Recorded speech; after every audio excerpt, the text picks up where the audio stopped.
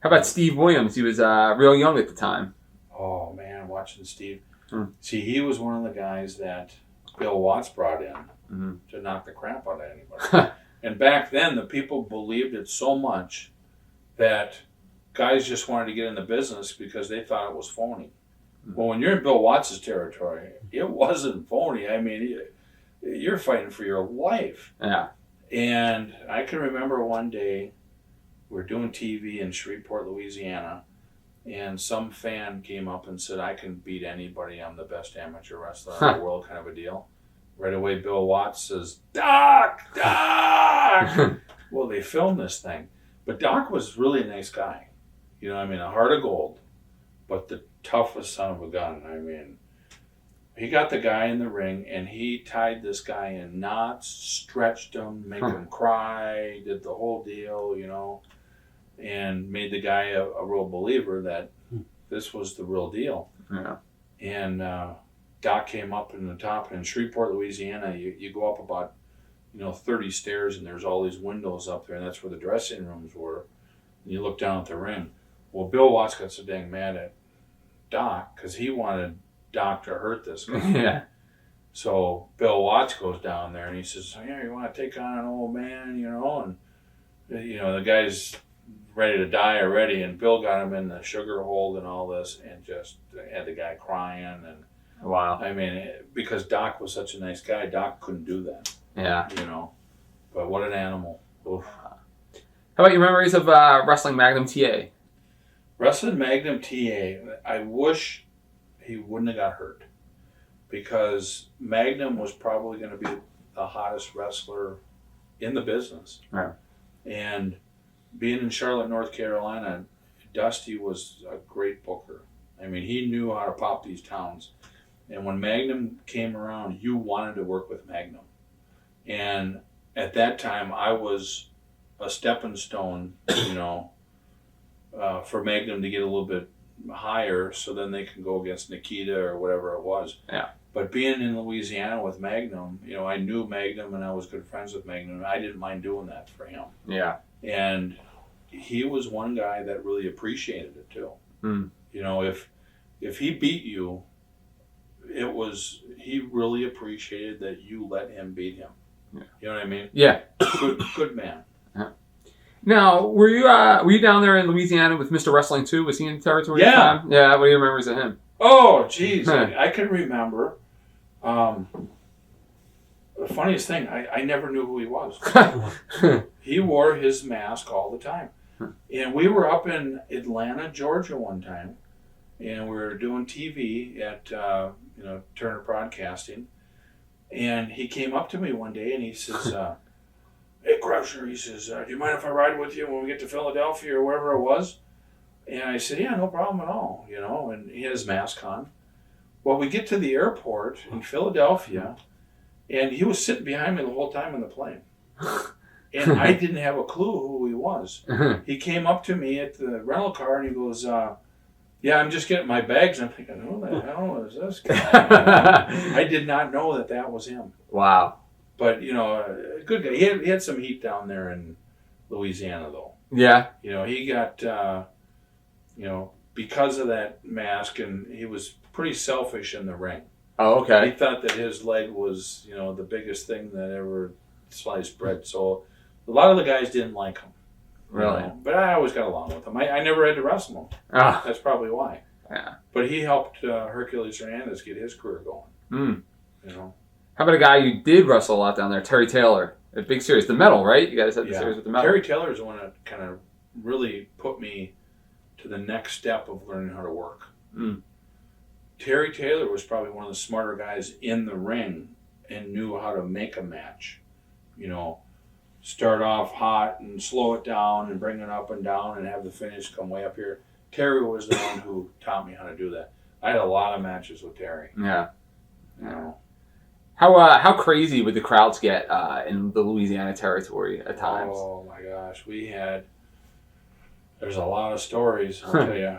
We were in Oklahoma City one time, and it was me and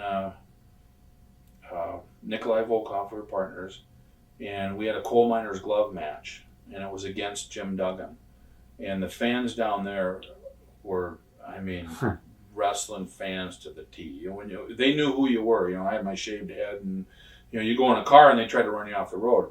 But one night we're in Oklahoma City, and me and Jim Duggan are in the ring, and Jim Duggan ends up nailing me doing something. He's going up for the coal miner's glove up on the pole, and Nikolai hit the ring, pulled Jim Duggan down. I went up and got the the glove. I nailed Duggan, and it was lights out. I beat him. Blood everywhere. It ended up being where a cop on the outside of the ring threw a chair in to give it to Duggan. Well, I got the chair, and Nikolai held Duggan, and I hit Duggan about 10 times over the head with this chair. The crowd got to the cop and beat the crap out of the cop. Now, before the match, I told, me and Nikolai took a taxi in because we were coming in. It was an afternoon show and we were leaving. And I told the taxi driver, I said, whatever you do, I said, when we come running to this car, you take off as fast as you can and get out of here. And he was like, oh, yeah, right. We had our bags in the car. Everything was all set. When that match happened, Duggan was laid out. They're beating the crap out of the cop. The crowd was starting to come in the ring. And I told Nikolai, I said, Nikolai, we got to get out of here. And I had the coal miner's glove, and we were hitting people, getting back, trying to do it. The guys from the back came out to help us to get us out of the arena because they were going to kill us. Wow. And we got to the taxi cab, and I said to the cab driver, I said, get out of here now, you got to go. And you parked down below, and you had to go up a ramp, which went through the parking lot. And the taxi cab driver was laughing at us. Yeah, that's not going to be that bad. By the time we got out the door, they threw bottles, chains, cans, rocks, everything. Totaled the taxi cab. Wow. We barely got out of there. That's how crazy. And then, that's just one story. Yeah. I mean, people were jumping from the upper decks trying to get us. Unbelievable. Wow. Yeah. Terrible situation. You don't mind if I have a sip of beer, do you? No. Whatever you want to do. Make yourself comfortable. Looking back at the territory now, what are maybe some of your favorite matches or moments from your run down in Mid-South? Down in Mid-South? Yeah. Some of my favorite matches were probably against the Junkyard Dog. Yeah. Because, when you're wrestling the main guy in the territory and, you're in Houston, Texas or something in a big building where Paul Bosch did an unbelievable job promoting it. Anything that you did was phenomenal. Yeah. But it was me and Butch Reed against the Junkyard Dog, and I don't know who else was in it. Duggan, maybe? Oh, it was Duggan. Okay. It was Duggan. Duggan and the Dog against me and Butch Reed. Right. I mean, it don't get any bigger than that. And we had a barbed wire match down there. Oh, wow. Oh, man. It was sold out. The fire department came and they were counting heads because they thought there was too many people in the building. Standing room one, I mean, it was unbelievable. Wow. That's probably one of the more memorable moments down there. Yeah. Wow. Were those the most heated matches you had with Junkyard Dog down there? Just as far as because the crowd, obviously they loved them down there. The Rock and Roll Express. Rock and Roll Express, okay. Oh, jeez. Yeah. Two young guys, good-looking kids, and you beat the crap out of them, and the girls were going nuts. But in Louisiana, Bill Watts made it so every match was important. Yeah. When you started out, if you were the first 2 or 3 matches, he wouldn't even allow you to punch. Mm. Right. So by the time I got to the 4th match, you could slam and throw a few elbows and do a few bad things. By the time I got to the 5th match, you were doing that. When you were in the main event, the people were just dying to see you knock the crap out of somebody. Wow. I mean, he just did it right. But, he knew the times and, what was going on. Yeah. Do you think that if Bill Watts, in retrospect, do you think if he kept his TBS time slot and kept going national with that slot, do you think he would have been successful? It's hard to say because everything changed. Yeah. I mean, people, it was different. Yeah. By the time I got up to, Jim Crockett Promotions and Tampa and all that, the people still believed it, but it was still a little bit different, you know. Yeah. It got to where you couldn't have just 2 or 3 matches that were good. You had to have 4 or 5 matches. Mm. Then a few years later, you need 6 or 7 good matches, and you know, and it all changed. And Bill Watts was the old school hardcore, you know, and I don't know if that would have kept going like that. Mm. You know. Yeah. How crazy was the road schedule in Louisiana in that territory? Oh my God. Huh. You know, the shortest trip was the town you lived in. You know? Yeah. But you know, you drove, you know, 150 to 200 miles to the town and back every day. They never made it where you went from this town to this town to this town. You had to go to this town, back home, back to this town, back here. You know, I mean, Yeah. that's just how it was. We used to film TV, and if you were late coming to the town, you had like $100 fine. Wow. And if you had interviews, you got out of there later than everybody. We used to leave Shreveport, Louisiana, and go to Loranger or Houma, Louisiana, which was like 300 miles away. We had to be there on time in the dressing room, otherwise you got fined. Wow. So you had to drive 300 miles in 4 hours. Huh. It was just, you know, I had 6 tickets down there, speeding tickets, just so I didn't get fines. Yeah. Oh You know, man. and car accidents, people getting killed, and the roads were terrible. You have any good road stories? I mean, you obviously did a lot of traveling. Any good road stories from this time period? What's a good one? Oh, is somebody getting ribbed or having a fun time with the boys or something? A good clean one. A good clean one. Something that's not going to break up a marriage. Right. Yeah. Hercules Hernandez is a classic. And, you know, I'm like a guy who was pretty clean cut, and, you know. Well, I took in Hercules Hernandez and Barry Orton for my roommates. 2 guys that, you know, I mean, it was wild times, let's put it that way. Yeah. So Hercules Hernandez had this car that, I don't know, I think he had about 200,000 miles on it, but everywhere he drove it was 100 miles an hour. You know? And we were coming back from New Orleans one time, and we're already drinking in the car and, you know, whatever else. And his car broke down on the bridge in Louisiana, and, you know, those bridges are like 60 miles long. Wow.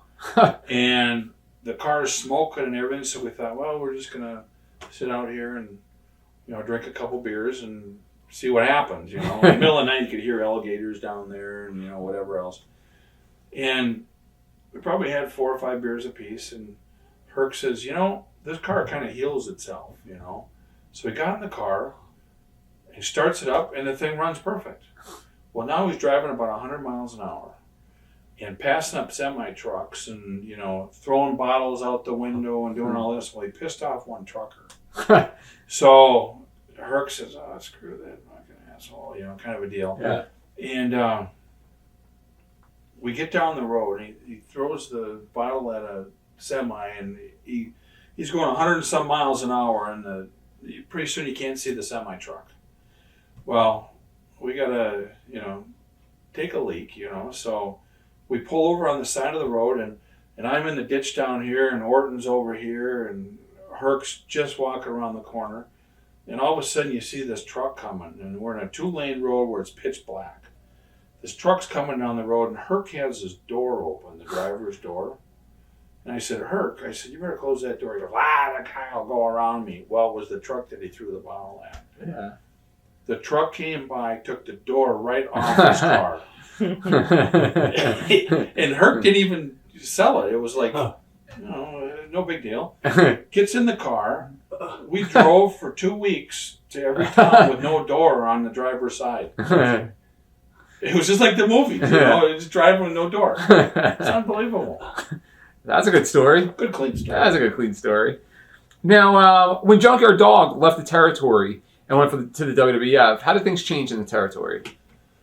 Well, it still was hot. Yeah. But we missed the Junkyard Dog, you know. And I remember at the airport one day, the Junkyard Dog says, Barry, he goes, Vince McMahon offered me a ton of money. You got to go work for Vince. Yeah. You know. And I was nobody at the time, you know, Krusher Krushchev just starting out. So I couldn't call Vince and ask for a job. But Vince was calling up all the top guys everywhere. And Duggan thought, since all those top guys are going there, well, Louisiana needs a top guy, so Duggan stayed there. Yeah. And it was a good move for Jim. Yeah. You know, he was the top dog. And he took over for the Junkyard Dog. Wow. Now, how did you wind up making the move to Florida from that point? After working with Terry Taylor and, you know, working my way up with Duggan and the coal miners match and all that, back in those days, once you did the jobs for all these guys, instead of going down and being on the bottom again and working your way back up, you left the territory and you started a new territory and became the top guy and, you know, did that. So Bill Watts told me, he says, you know, I think I got a good idea for you would be to go to Tampa, Florida and work for Eddie Graham. And he says that would be a great move in your career because Eddie Graham is one of the best workers in the business in his days. Yeah. So I packed up and moved to Florida, and Jim Neidhart was down there, who I was friends with because Jim was in Louisiana. Oh, right. Him and Butch Reed were partners. Yeah. So I called Jim and I said, Jim, should I come down to Florida? He goes, get down here, live with me. My wife's gone. We'll have a great time. You know? So I went and lived with Jim down there. Oh, wow. Yeah. Now, what were your thoughts on initially meeting Eddie Graham and just memories of Eddie? Well, you know, I still remember a couple years before that when I first got to Florida and wanted to work for him. Yeah. And I met him then. And, you know, he was like, hey, kid, yeah, you haven't been in the business long enough to be here, you know. But he's just a hardcore guy, you know. Yeah. And so it was pretty exciting, the turnaround where they actually wanted me. Yeah. You know. I mean, it was a good feeling. And I was down there when Eddie died. Yes. And that was bad because all my conversations were with Eddie. Yeah. And I think he liked me, you know, and you know, we talked all the time. But Mike did a great job, you know. Yeah. After Eddie died, it was a terrible thing. Now, you know, I had this written down, but I guess since we just brought it up, we did a shoot interview with Billy Jack Haynes. Yeah. And he thinks that his theory was that Eddie Graham committed suicide because Dusty took all his guys and kind of was going to leave him with a bankrupt territory. What do you think about something like that? I don't think so. I don't know what the situation was, but you know, we were doing really well. You know, I was down there. Jim Neidhart, the Cuban assassin. You know, Michael Hayes was there. I mean, we had a great territory. Yeah. And we were going to all the buildings and selling out all the places. So, you know, but when I first got there, it was down. Okay. But we were building it up, and it ended up being a heck of a territory. So I don't think so. Yeah. You know, I think there had to be some other reasons. I don't know, maybe he was sick or something and just couldn't handle it anymore, maybe. I don't know. Yeah. What were your thoughts on The Office at that time, which I guess was run by JJ and Dusty? Were JJ and Dusty... When I was there? Mm-hmm. Well, Mike Graham was running the territory then. Oh, okay. Dusty was out? Dusty was gone. Dusty was down in Charlotte, North Carolina then. Oh, okay. And that's when, you know, I can't remember how long I was down there in Florida, but I loved that territory. It was a great place. Nikita called me up from Charlotte and asked me if I would come down there. And I told him, I said I didn't want to leave Florida, but, you know, if the money was right and all that, I'd come. And Nikita never really went through camp or anything, so Ivan, you know, taught him everything he knew. Yeah. And they kind of needed me there, so me and Ivan could have the matches and help Nikita. Yeah. And Dusty called me up and said, Barry, baby, please come down here. You know, and, you know, I got a heck of a program. And then I said, I don't know. And then Flair called me up because Flair was in Florida all the time. And whenever Flair came in, I picked him up and we traveled together. Oh, okay. So he called me up and he says, Darsow, you got to get down here. He says, if you come here, I'm calling up Arn Anderson and you guys could be together again. Huh. Because Arn was really the first guy that I met in the business. Okay. I met him when I first went to Atlanta for Ole. Okay. He was my first friend. Oh, wow. And we had the conversations all the time. And Arn was in Pensacola while I was in Tampa. And when Flair says, I'm going to get Arn here, you're coming here, we're going to have a heck of a territory, that's when I put in my notice. And it was about the time to leave Tampa. Yeah. And I went there, and I mean, that was where I really learned how to work with Ivan. Now you must have some good travel stories with Flair. You just you open up a hornet's nest right there, saying you used to pick up Flair and drive him. I'd rather not even talk about that. I love Flair. Oh, it was a good time. Yeah, and I was not married yet or anything. For the record. You had the opportunity to work for two of the most brilliant minds in the history of the business, in Eddie Graham and Bill Watts. At the early stages of your career, can you compare the two as far as bookers? They had the same philosophy, but Bill was more like your dad. He'd knock the crap out of you if you did something wrong. Where Eddie would, bench you. Yeah, you know what I mean. Yeah, but they were the same school, the old school way of wrestling and building up a territory. They took their time. They knew that you build it from the bottom floor and build the blocks up, and you could build a big building. Yeah. But they knew the building was going to fall down sometimes, and you had to rebuild it. So they were smart son of a guns. Wow. I mean, what a scary feeling to be a promoter in a territory. You know what I mean? Yeah. The TVs, the money that it costs for that is just unbelievable. I couldn't imagine the stress and the pressure. Jeez. What are your memories? You touched on it briefly, teaming with Jim Neidhart in the territory. Florida. It was fun. Yeah. It was a whole different world with Jimmy. Yeah. we had a good time. Yeah. Yeah.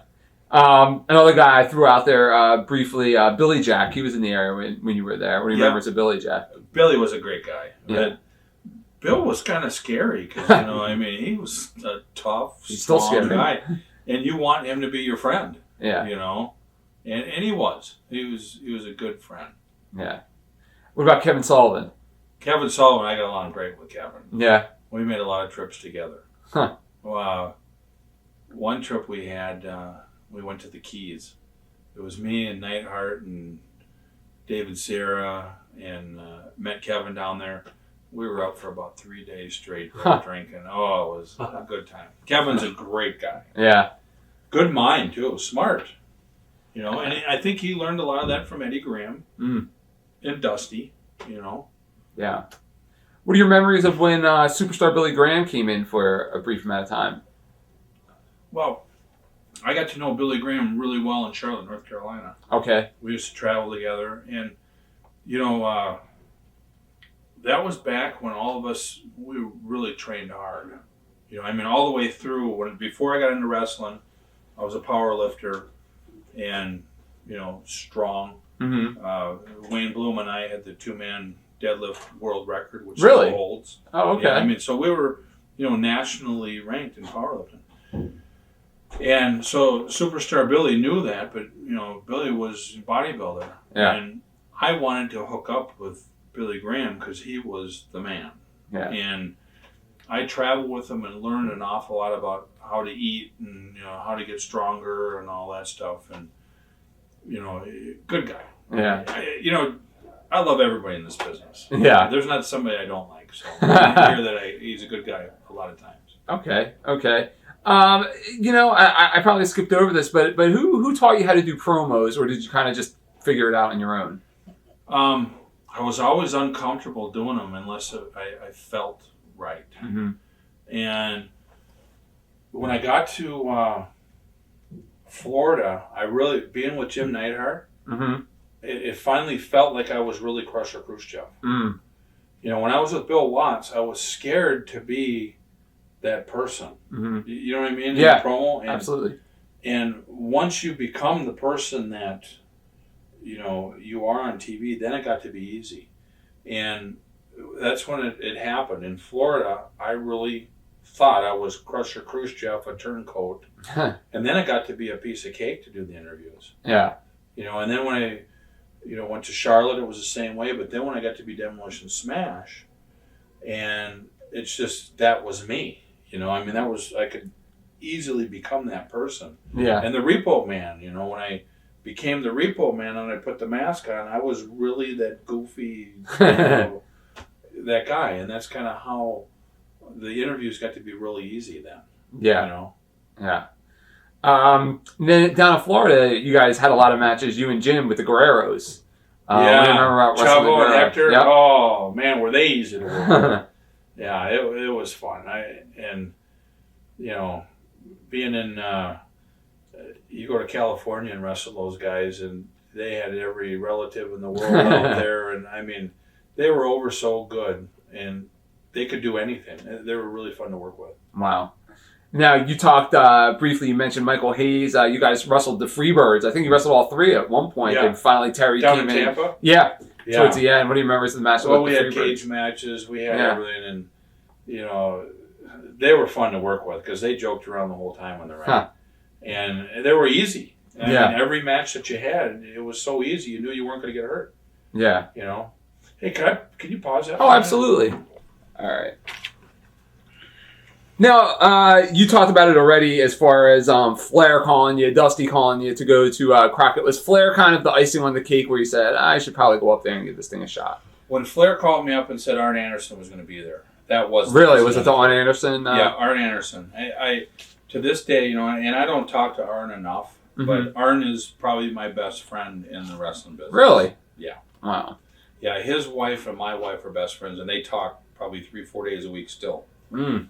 Yeah.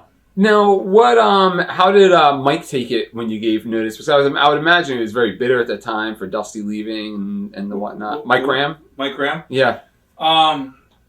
Yeah, but it was my time to leave then. Yeah. The territory now was starting to get a little stale, Yeah. And I don't know if it was the season or what it was, but he wasn't mad or anything. Yeah. It was time for me to go. Mm. Because when I came in there, I was on top, and it was a year being on top, and wrestling the top guys, beating them, and I put everybody else over when I was leaving. So I did my part of the deal. Yeah. In fact, Mike was one of the guys I put over. Oh, okay. Yeah. Okay. Now, when you came into the Mid-Atlantic territory, what were your initial impressions of Jim Crockett? I thought he was a okay guy. I mean, he was a character, a little arrogant, Yeah. I mean, a rich, snobbish guy, Yeah. But I always got along with him. Yeah. Now you were teaming. You came in. You were teaming with Nikita. How wild was it teaming with a guy you went to school with, that you were friends with? Well, it was really good. But what was funny was, he couldn't work a lick. Mm-hmm. I mean, people were scared to get in the ring with him because he'd hurt them and all that stuff.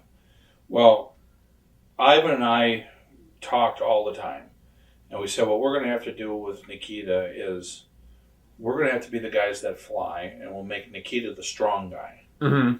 And being the strong guy, you didn't have to know how to do all the working part of the whole deal. Yeah. And it ended up being where we created a monster. I mean, he really was Nikita Koloff. And we used to work it where we'd say, you can't tell anybody that you're not really from Russia. Huh.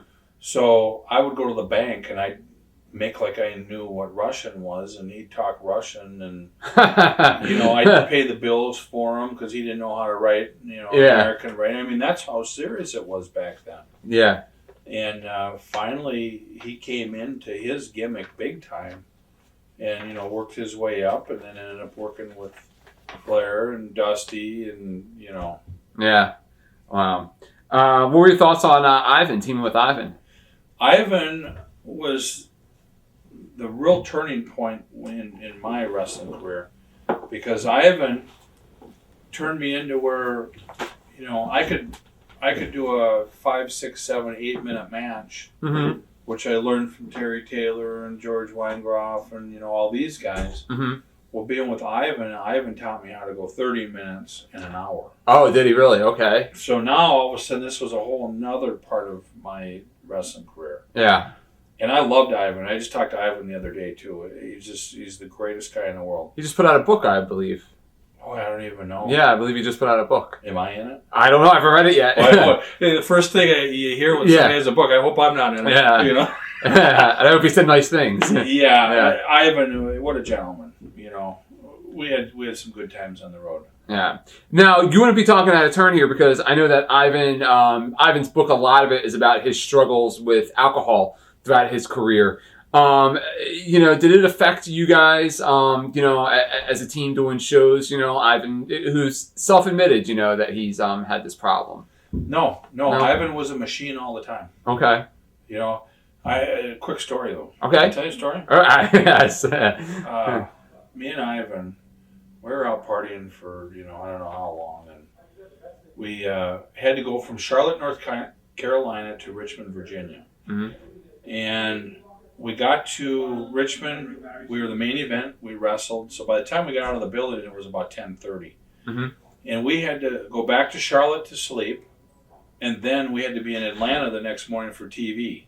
Okay. You know? So I looked at Ivan and I said, Ivan, are you okay to drive home? Because I said, I'm feeling pretty good. He goes, oh, Crush, I'm doing great. Don't worry about it. Why don't you take a nap and take over in a while? And I said, Ivan, now, are you sure you can drive? And he says, yeah. And I mean, we were up for days, And so we're on our way home, and I hated when anybody else drove because I never trusted anybody. Thank you. Yeah. I mean, I never trusted anybody. Yeah. Because of all the nightmares in Louisiana and car wrecks and the stories you hear, I wanted to be in command of the module, So I kept saying, Ivan, you all right? He goes, yeah, Crush, I'm good. You take a nap and take over in about a half hour. So I get over against the door and I kind of fall asleep, and I'm looking over at Ivan, and I see Ivan over there going like this, Yeah. And he's got the cruise control on about 90 on the freeway, Yeah. And he's just like this, and I look over and I said, Ivan, are you sure you're okay? Oh, Crush, yeah, I'm doing great. I'm fine. You take a nap, right? So I make like I'm sleeping. I got my eye open, and here's Ivan like this, Yeah. So I'm sitting here looking at him, and all of a sudden Ivan falls asleep, out cold. Wow. I grab the wheel, and I'm sitting in the passenger chair, and he's sleeping, snoring. We're going down the road at 90 miles an hour, and I'm steering the car. Oh, man. I bet, and this is no lie, it had to be 2-3 minutes.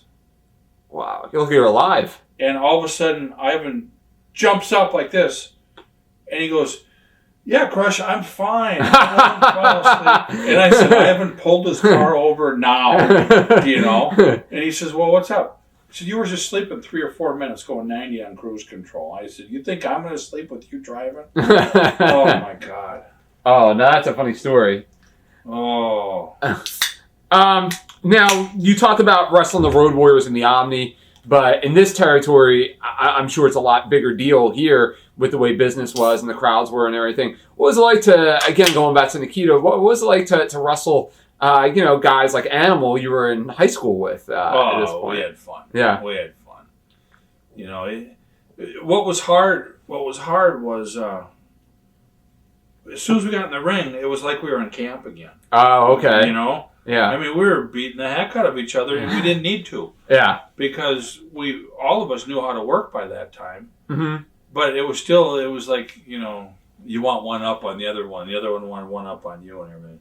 But it was fun. When me and Ivan went against the Road Warriors at, was it Starrcade in Charlotte? Yes. Oh, it was a fun match. Yeah. Fun match. The Road Warriors were the top guys in the AWA at that time. Mm-hmm. And we were the top guys in Charlotte. Yeah. So when they came in, that was a big thing. Didn't you guys wrestle them outdoors at the Bash too? Yeah. Yeah. When they were AWA tag champs. Yeah, that's when Nikita went against Flair. Yeah. Flair came in the helicopter. Yep. Yeah. Great territory. Yeah. Do you, some guys say, I remember interviewing Nikita years ago on my radio show, and he talked a little bit about the Road Warriors, sometimes not selling, as much as they probably should for some people. Do you think they should have sold a little more, or were you happy with the way things went with you guys? Well, you hated to work with the Road Warriors. I mean, everybody did. Yeah. He didn't like it, but you wanted to work with them because they were the deal. Yeah. You know, I mean, if you work with them, you knew you were a main event. Yeah.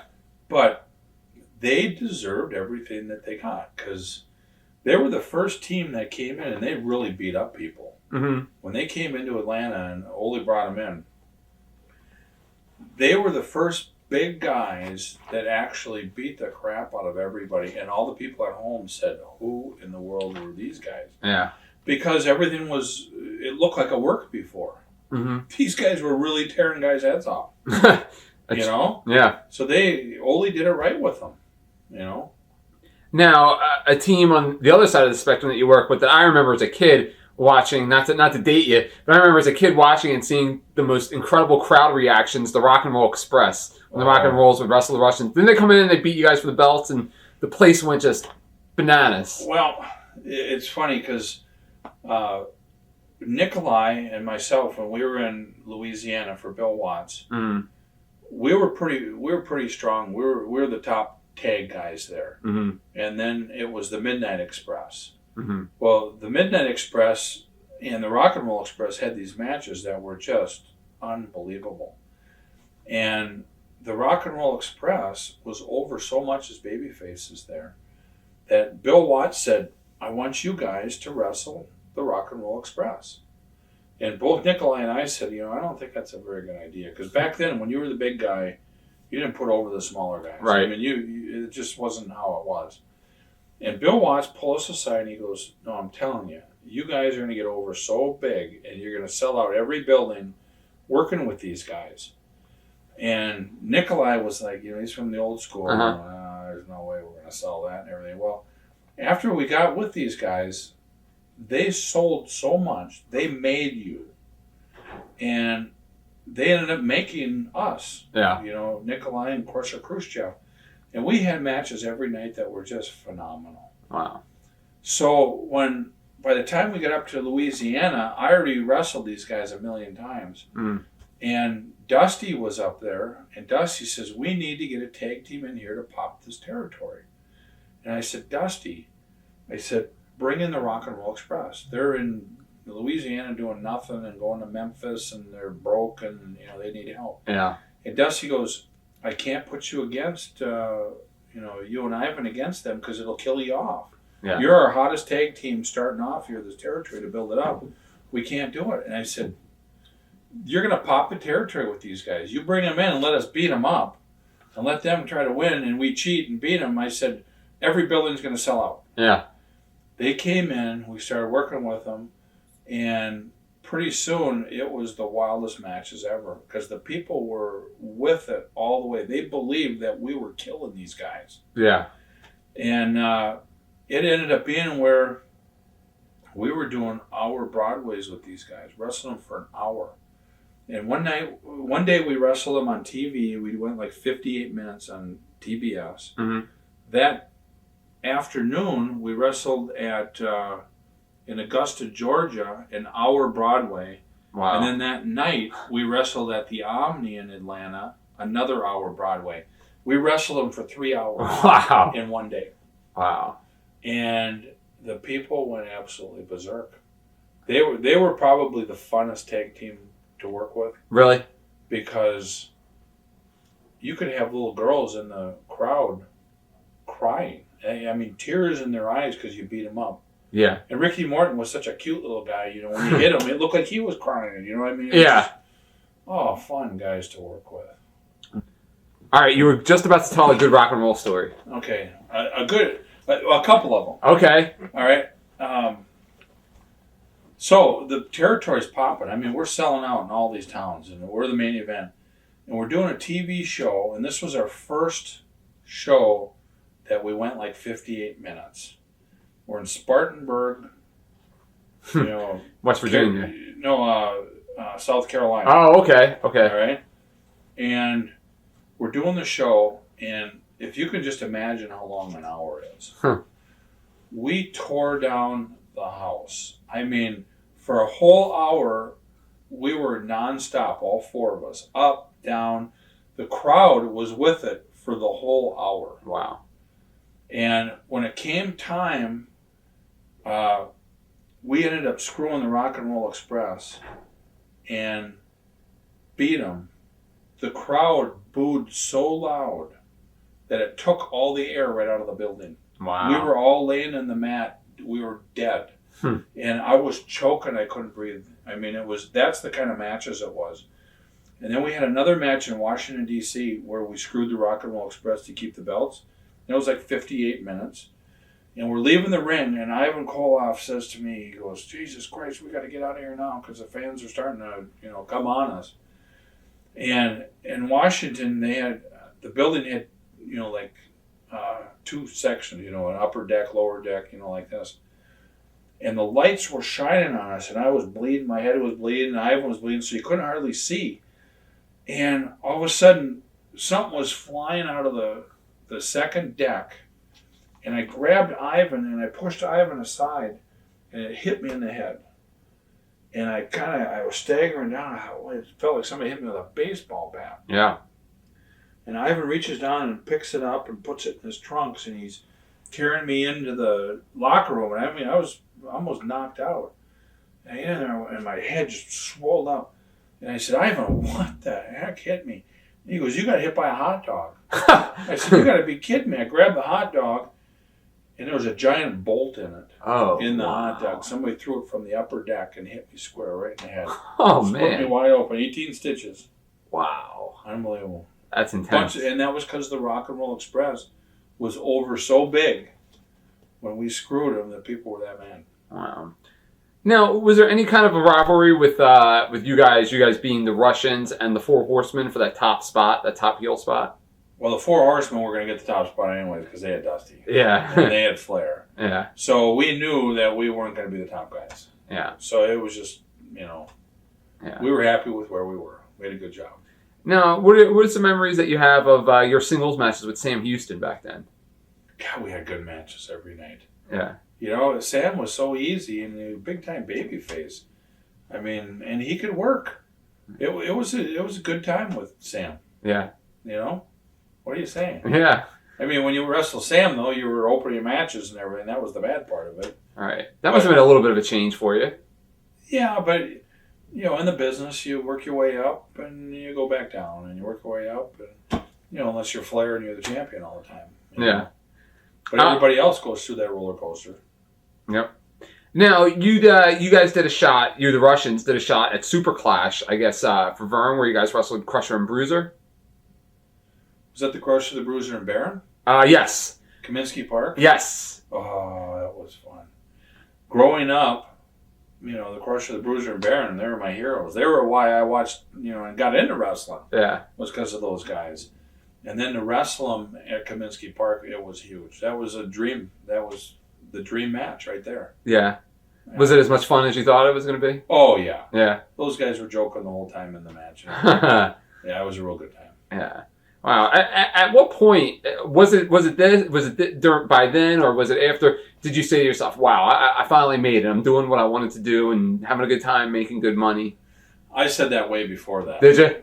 Yeah. By the time I got to Louisiana, that was the long trips and making $25 and $50 a night, and knowing that you're going to make $200 or $300 a payoff, and that's when I really wanted it. Yeah. Girls in all the towns and out partying every night, and you had the greatest guys in the world. They're all your brothers. It was that was it. Yeah. Now, what happened with your knee injury? Didn't you have a knee injury when you were working for Crockett during that time? Yeah, I was. We were in Richmond, Virginia, and a bunch of us who were probably up for 2 or 3 days. Long trips everywhere. Mm-hmm. Really tired, and we had to get up early in the morning to do TV at WTBS. And I was wrestling Sam Houston, and the Road Warriors were going to hit the ring at the time, and I was going to do something where I was going to hurt Sam Houston and win the match. And I was the TV champion at the time. And I came off the top, and when I came off the top, my boot got kind of stuck in the mat a little bit, and then it slipped. And I hyperextended my leg and broke my leg. Wow. And I finished the match and had Sam Houston beat me for the TV title because I knew I was out. Yeah. And I ended up flying home with a broken leg because Dr. Oida, was my doctor was in Charlotte, North Carolina. He was the best there was. Mm-hmm. And I was in surgery for about 8 hours. Wow. Yeah, it was a tough one. Uh-huh. Was it tough to sit out all that time? Because, I mean, you were so... I finally made it. Yeah. And then I had to sit out. But the guys were so unbelievable in that territory. We were like a championship baseball team or football team. Mm-hmm. I was out, and everybody kicked in like $25 off their paycheck. So at the end of the week, I'd get $250 a week. Oh, wow. Just to pay for my apartment and whatever. I mean, the greatest guys in the world. And that was, Bobby Eaton and Dennis Condrey, the Rock and Roll Express, and Dusty and Magnum, and they all did it. Wow. I mean, I'll never forget it. Now, did you feel by this time, well, I guess by the time you came back, now the Cold War had been over for a couple of years. Did you think the Russian gimmick was starting to run out of steam a little bit? No, it never ran out of steam. No, it was hot. Yeah. And, all the way up until I went to the WWF at the time, it was hot. Mm. Who were, in the Carolinas, who were your favorite guys to work with? Favorite guys were the Rock and Roll Express. Yeah. I mean, phenomenal. Yeah. They were the easiest. You knew you weren't going to get hurt. It was just, that was the deal. Yeah. Wow. Now, what are your memories of the feud that all three of you had, the Russians and Magnum? Magnum and Nikita, and you guys were all involved. It didn't last long enough. Mm. It was like built for a one-match deal. Mm-hmm. And I wish it could have worked in Angle where it went a long time. Yeah. Because Magnum was another one of those guys that he was over so big. He was like the single guy like the Rock and Roll Express. They were over so much as a tag because they're young and good-looking guys, and Magnum was that same way. Yeah. So it was fun to work with him. Yeah. And he could work. Mm. Now, where were you when you heard about Magnum's crash? Do you remember? I can't remember exactly. I think I was coming back from like Greenville, South Carolina or something. And he got back early. And I can't remember where he was at, but the next day at TV is when I heard about it. Mm. And, back then the baby faces didn't travel with the heels or anything. So, right. I didn't hear about it till later, but otherwise I would have been with him probably, I mean. Yeah. You travel 3-4 guys together most of the time. And I think he just dropped off a few guys when it happened. So, yeah, it was a bad deal.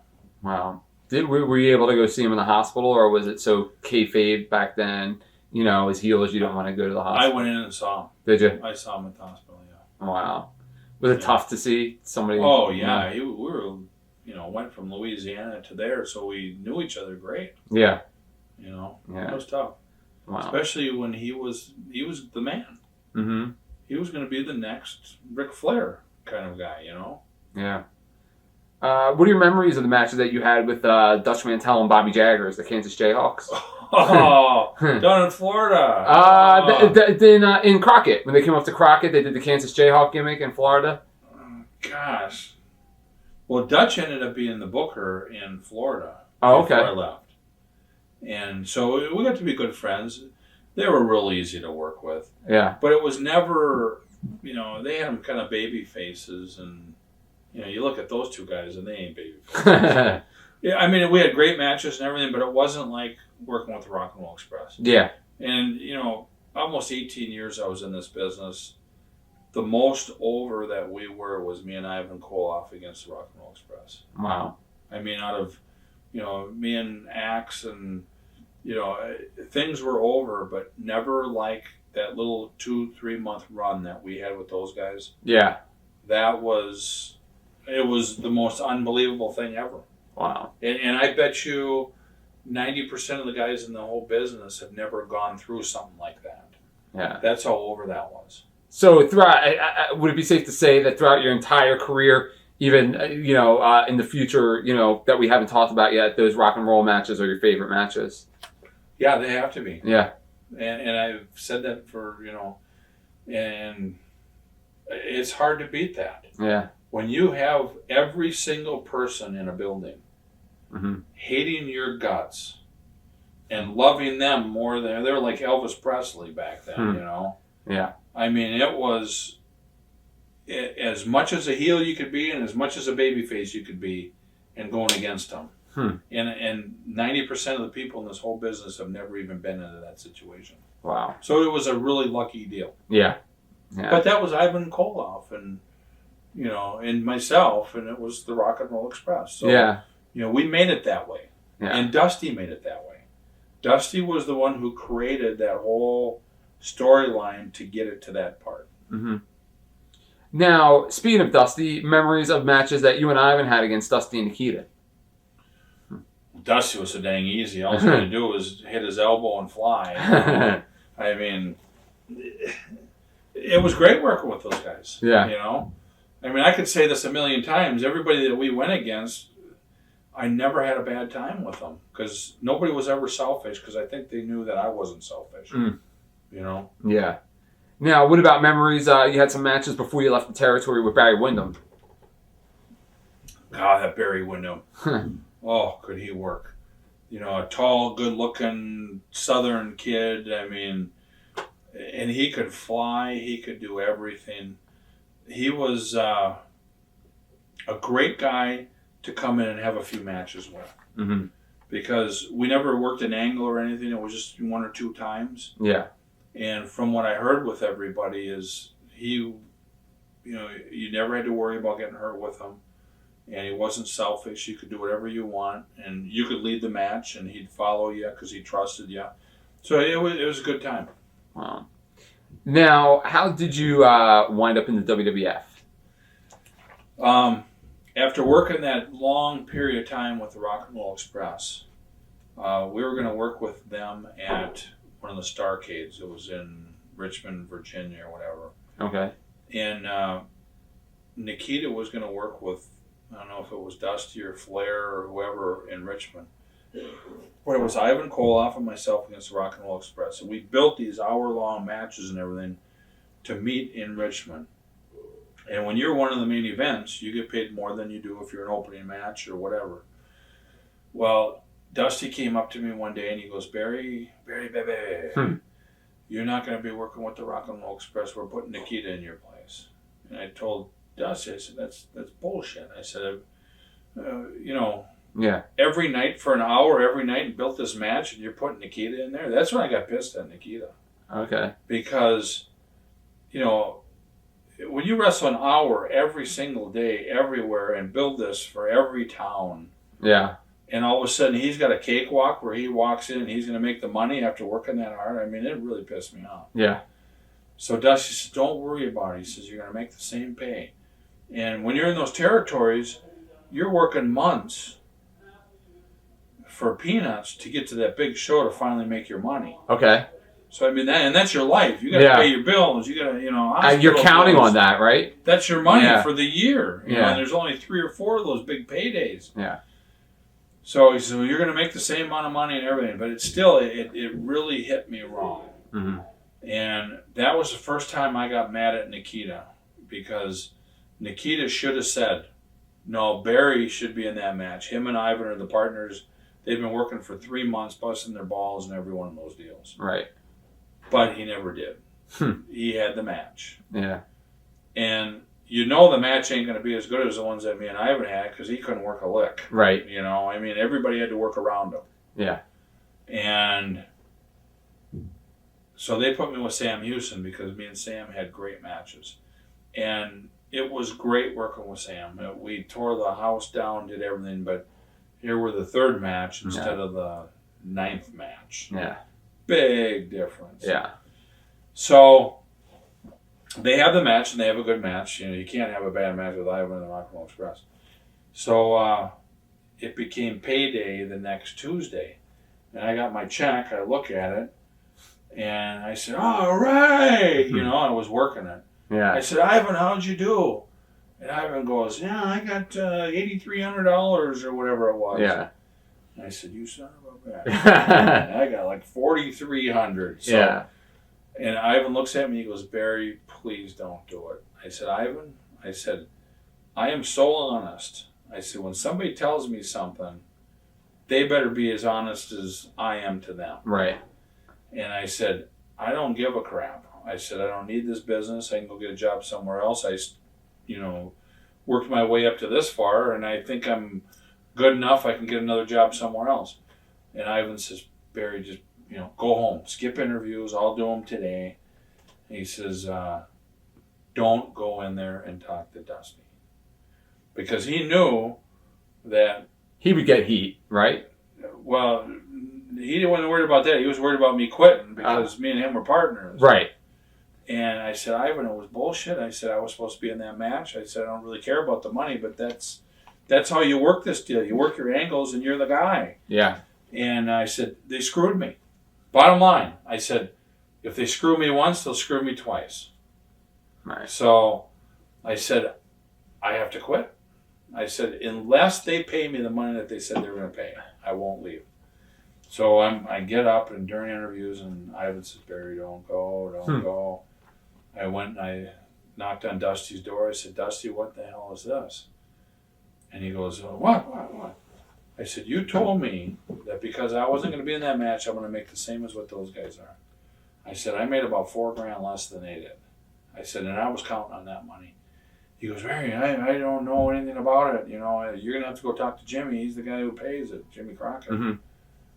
And I said, are you sure you want me to go talk to Jimmy? By that time, I was ready to kill him. Yeah. I was ready to wring him by the neck.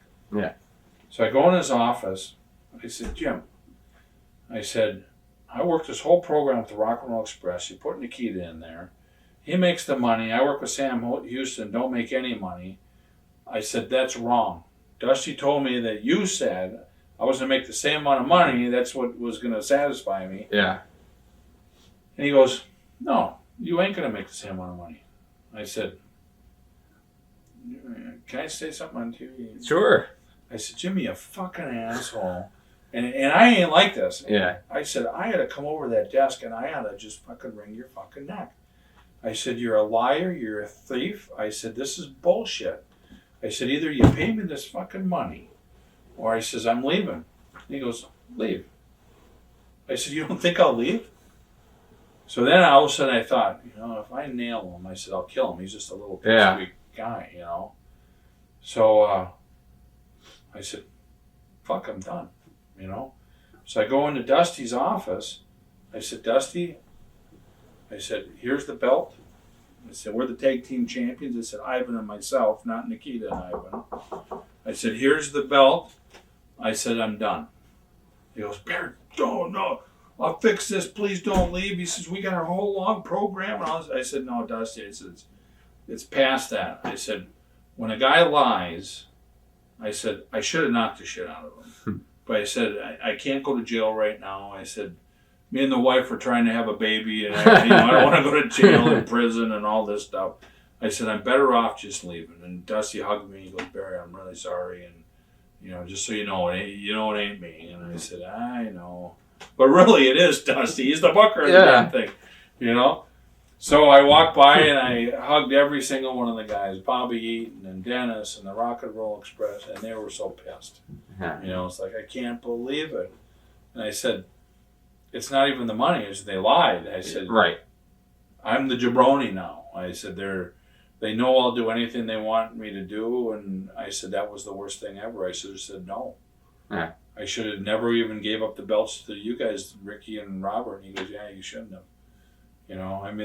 That's where the old school, when the promoter says, yeah, I want you to drop the belt to so-and-so. And they'd say, are you kidding me? Give me $100,000 and I'll drop the belt. Otherwise, it's going to be a shoot. You know how many times it was the real deal in the ring? Mm-hmm. Because that was the old school way, But I was in the new generation. Everybody worked with everybody. And Jimmy was still the old school. Wow. In fact, when I see him the next time, I should knock the shit out of him. One slap. He's probably, 80 years old now? Yeah. So anyways, that was... After all that was done, I took a week or two off, and me and my wife were, trying to have a kid for quite a while. And I called up Earl Hebner, and I said, Earl, can you talk to David?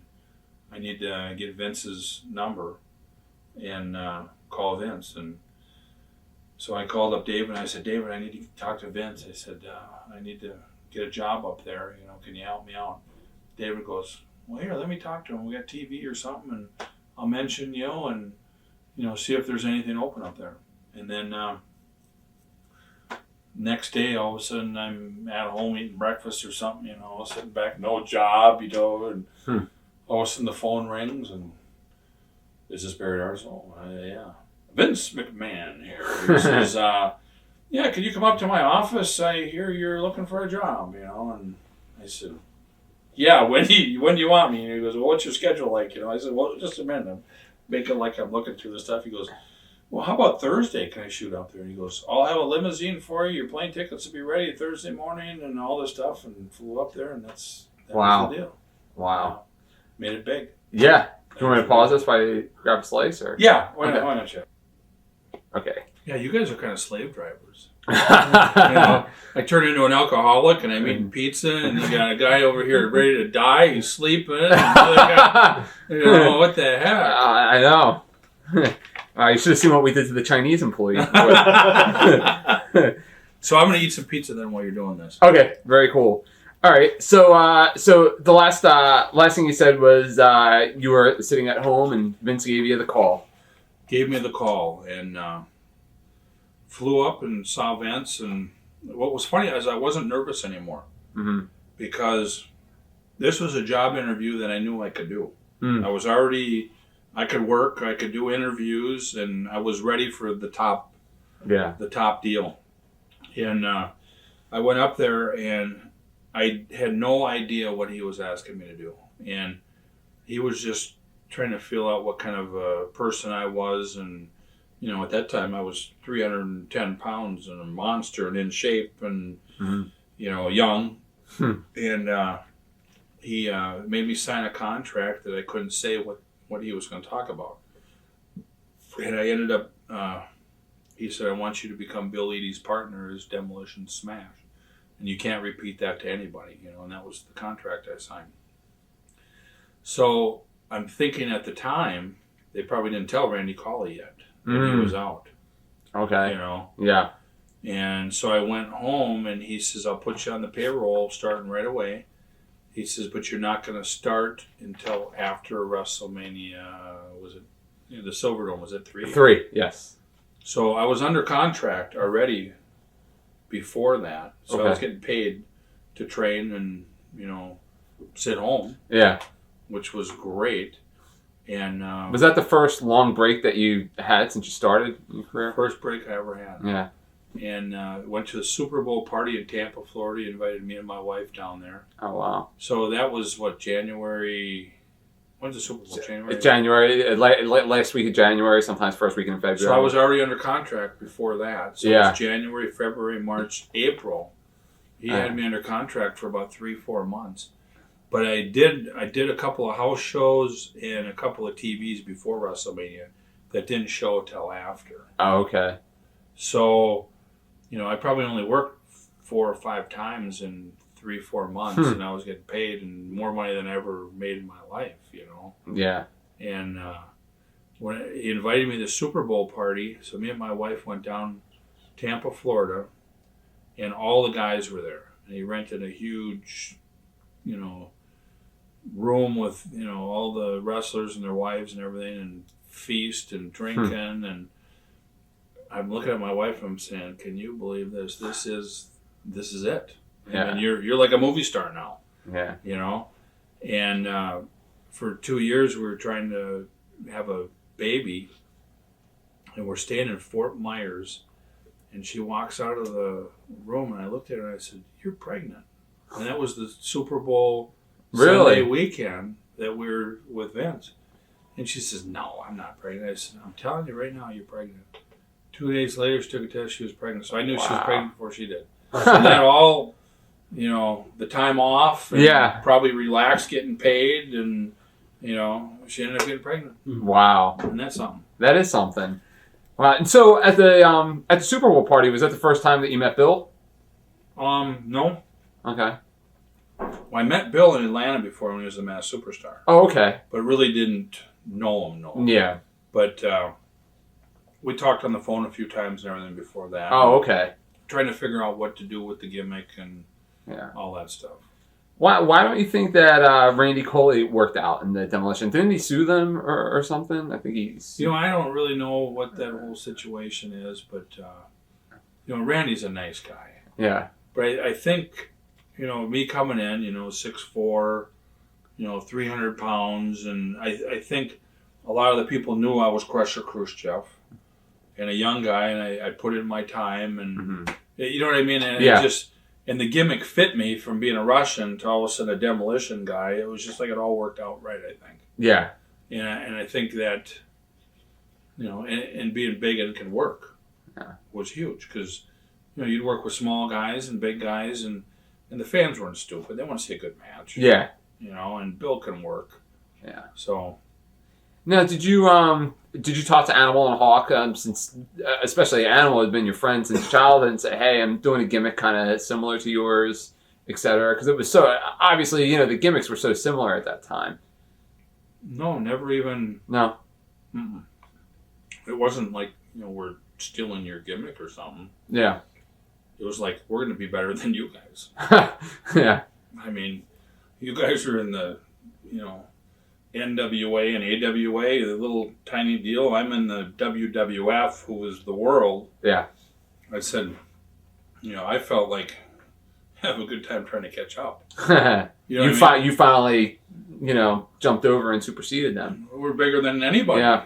Yeah. Number 1 tag team in the world now. Yeah. Yeah. And we could work. Yeah. They had a gimmick of just beating up people. Their interviews were a lot different. We told stories in our interview. I mean, we were different, even though we painted our face and had little spikes. Mm-hmm. We pulled the mask off. They never did that. It was different. Yeah. What were your initial impressions of Bill once you started teaming with him regularly and started traveling with him a bit? Really smart. Yeah. Bill, I would let, Bill, he could create the whole match, and I would follow him and then throw my little 2 cents in and everything. But, I always came from where you respect the guys that are above you and your elders, and that's how I did it. I mean, he knew what was going to happen with our team, and, he'd create it, and I'd go along with it. I mean, it was his deal. Yeah. Yeah.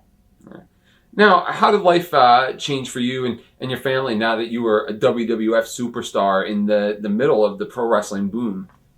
Bought a nice house, Yeah. I mean, it was nice to be able to have, do what we wanted, but I mean, I was on the road all the time. I mean, it was pretty brutal. So you had to give up one thing to have the other.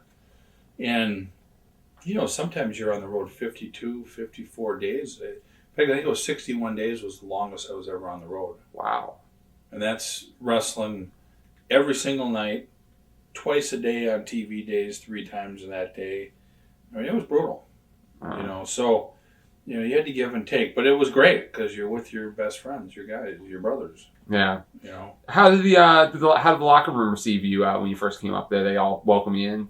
Oh, yeah. Because, a lot of the guys knew me from Watts' territory, Crockett's territory. I mean, right away, the Junkyard Dog, we were partying every night all the time. Duggan was there, and,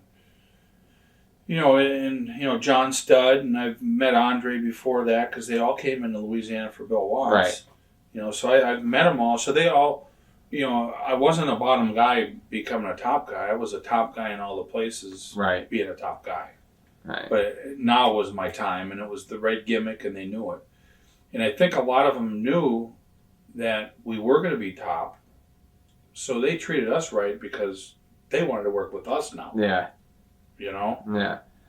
Now, were there was it a privacy advantage or was it a disadvantage sometimes wearing the makeup? Because I guess if you're out in public, sometimes you can't take as much advantage of the celebrity since you're wearing makeup on TV. But then again, you have privacy advantages that some of the other greatest for me. Yeah. Because when I put the paint on and the spikes and all that, I was Demolition Smash. Mm-hmm. When I took it off at the end of the night and showered up, I went home, I was Barry Darsow. Mm-hmm. And that's how I am right now. Mm-hmm. And I think a lot of the guys couldn't get away from that.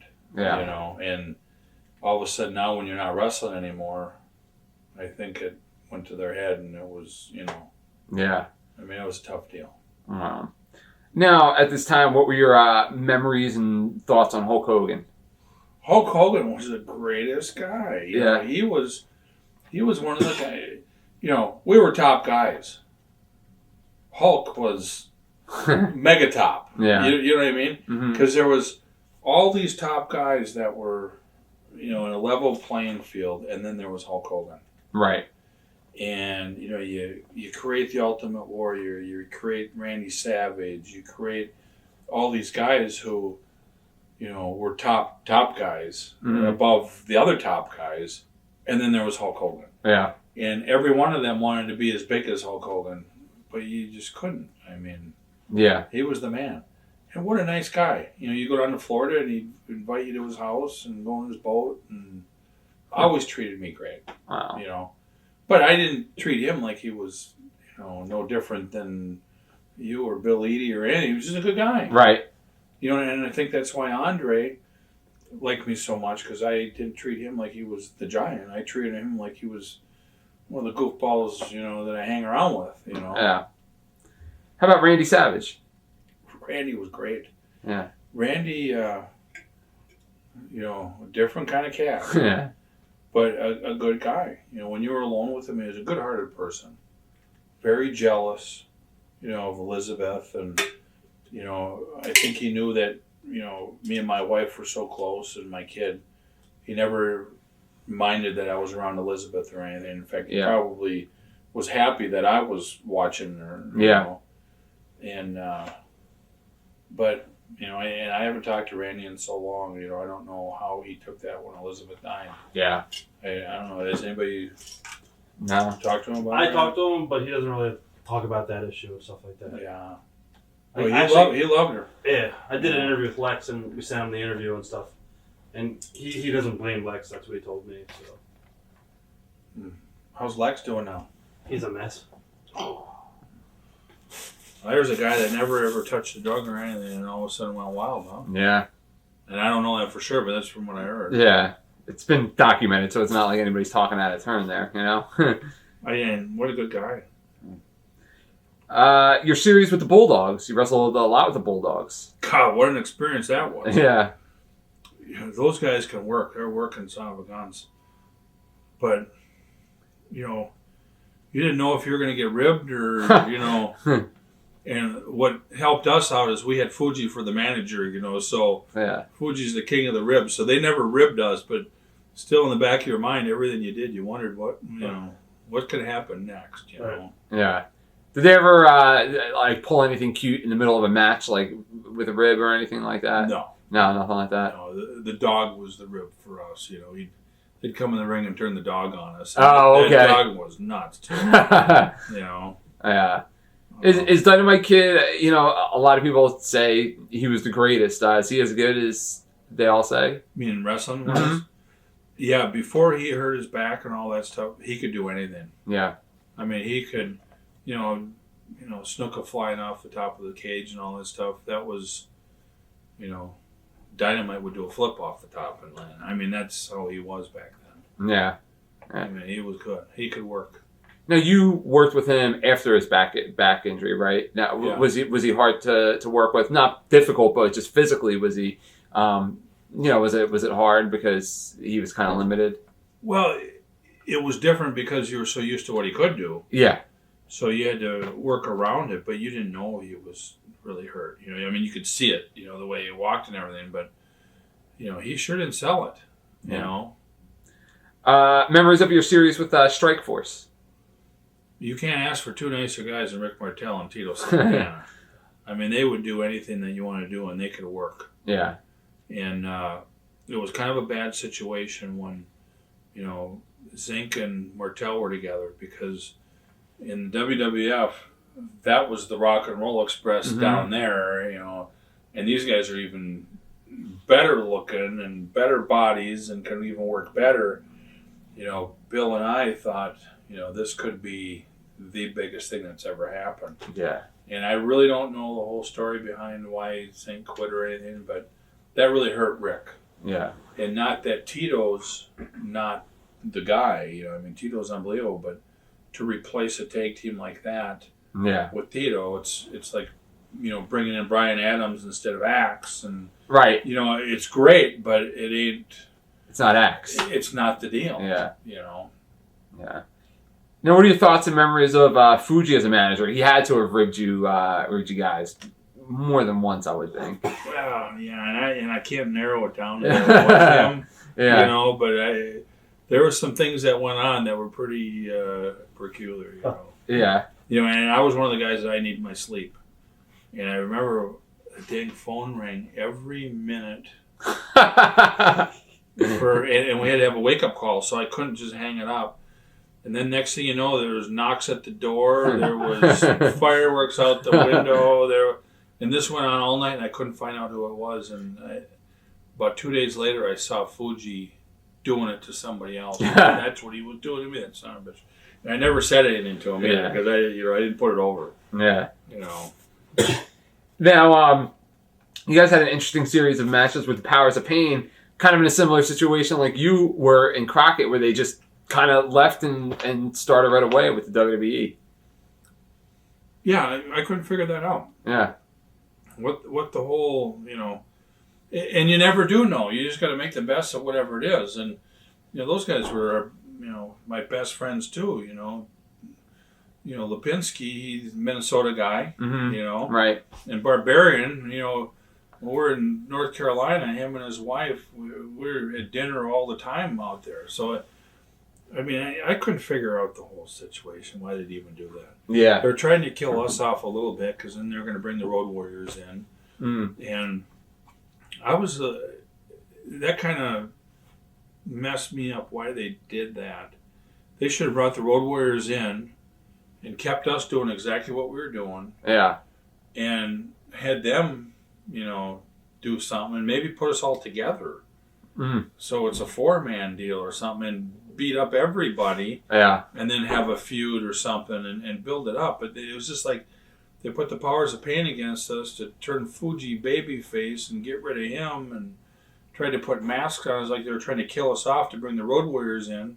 Yeah. But then when we went against the Road Warriors, we were over more than they were, and then it killed them. I mean, whoever thought of it wanted it both to die. It was really bizarre because it seemed like Powers of Pain came in right away, worked with you guys for a little while, and then you guys stopped working together, and then like a year later you guys started working together again. It was really bizarre how that happened. It was almost like we were getting over too strong, and they didn't want it to get over that strong. Yeah. Yeah. You know? Yep. Do you think the gimmick, the demolition gimmick, do you think if there was no demolition back then, do you think if somebody started and created demolition today, that gimmick would get over today? I think so. You? Yeah. I think they're ready for a gimmick like that again. Yeah. You know, now, shoot, there's no real tag teams that really mean anything, I don't think. You know, and I don't follow it a whole lot, but, you know, if you had two big, rugged guys that came in and beat up everybody and could work with everybody, I think it'd get over. Yeah. You know? Now it's a lot of high flying and coming off of ladders and, you know what I mean? There's no real tag team that can work and make it happen. Yeah. A lot of the teams today, it seems, are two singles guys put together rather than a tag team that comes out. So that's why if they came up with an unbelievable tag team, it would get over. Yeah. Now, especially if you had two top guys maybe that worked against each other and became a tag team. You know? Yeah. You had Triple H and Steve Austin or something together that worked a gimmick and all of a sudden came up with a heck of a tag team and just beat everybody for a year. And then all of a sudden you got to come up with another one that they're scared of or something. It's like when they put Undertaker and Kane together as a monster tag team for like 6, 8 months. Unbelievable. Yeah. That was... Yeah, and they just ran through everybody. Yeah.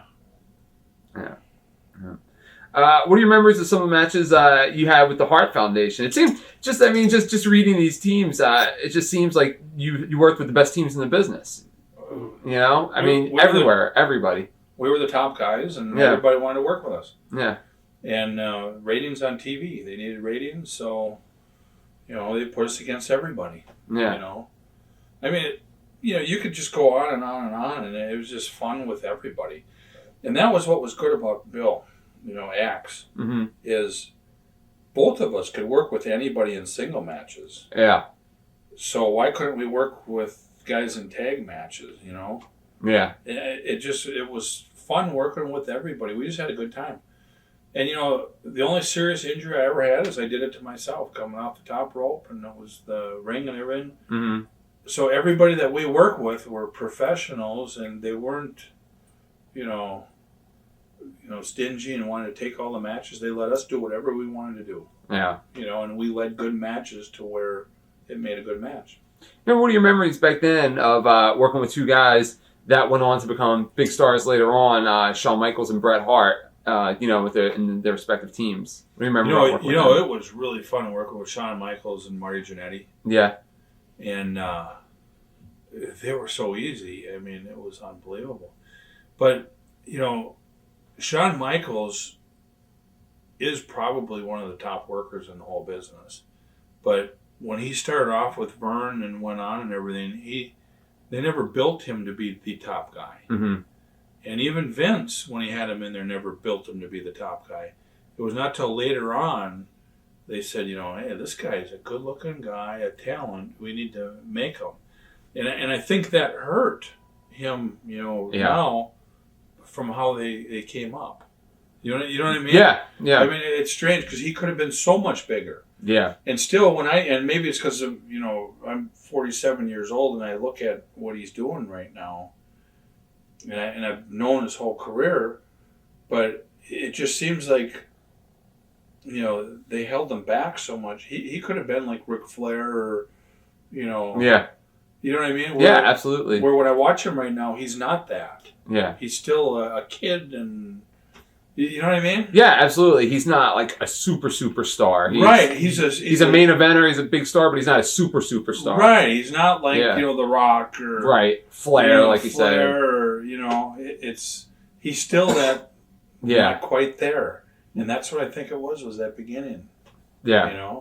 And maybe it was because he was with Marty Jannetty and a middle tag. They weren't the champions. Yeah.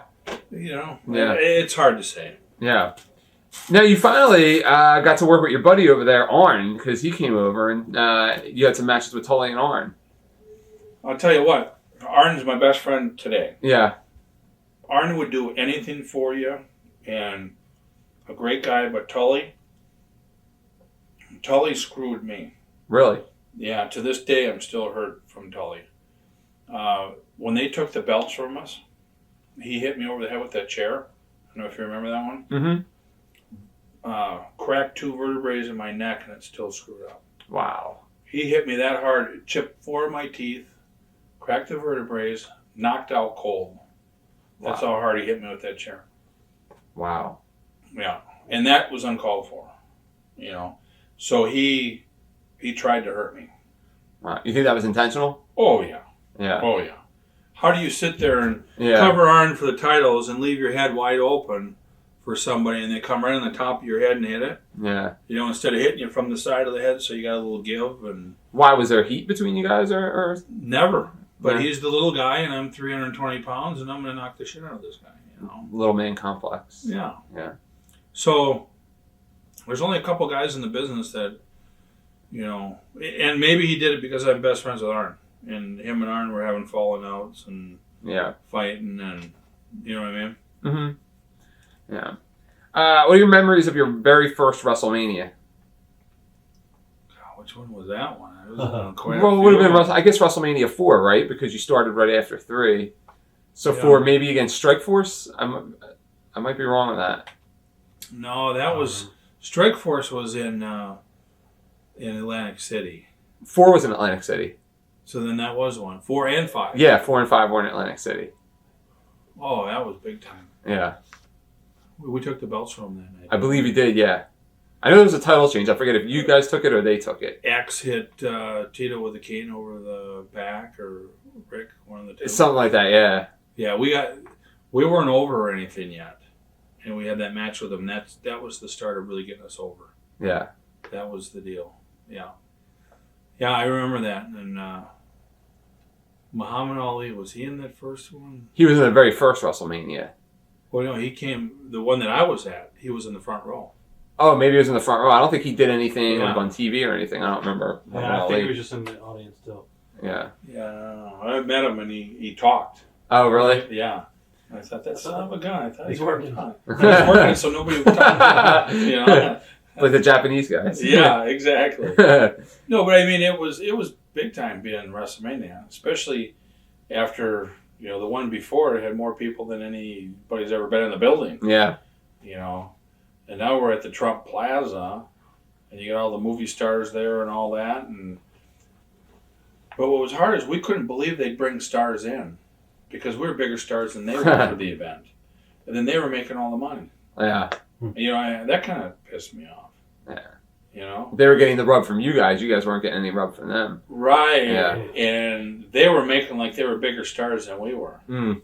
You know, and we're just looking at them like, you know, who do they think they are? You know? Nobody gave a crap really about them. They were there to see the wrestling. Did Fuji ever rib any of the celebrities that came in? You can No, remember? not that I know of. Not that I know of. Yeah. What are your memories of a guy you actually wrestled quite a bit, at least in the six man's Ultimate Warrior, in and out of the ring? You know, I got along with him very well. Did you? Yeah, he trusted me, and I was always the guy in the match that wanted to make it a good match. Yeah.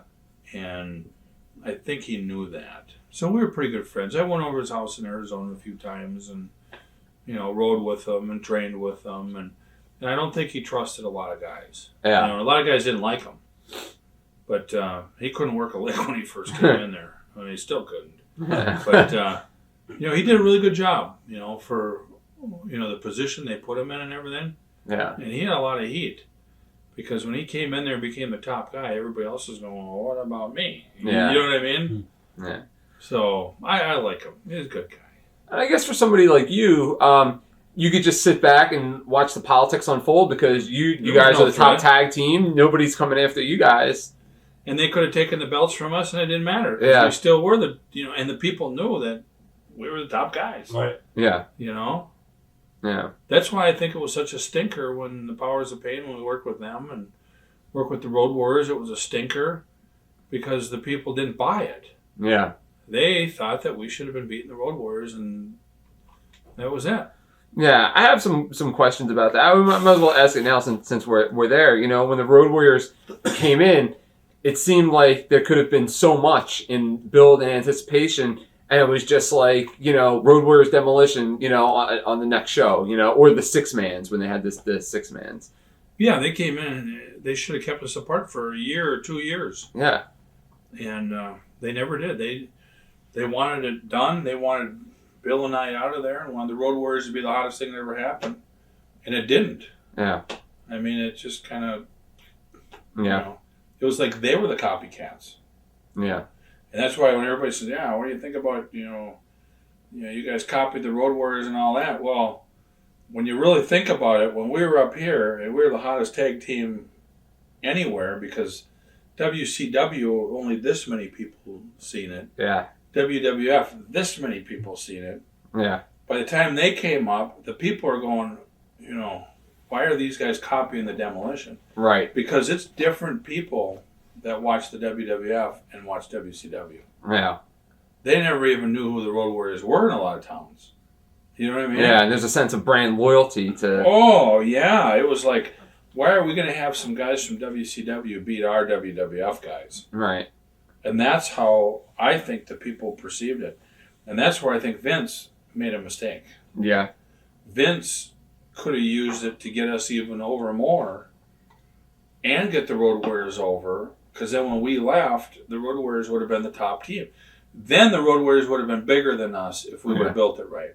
Yeah. But as far as it is, the Road Warriors were the guys that copied the Demolition. They were never anywhere near as big in WWF as they were coming from Crockett. No, they went down. Yeah. Big time. Definitely.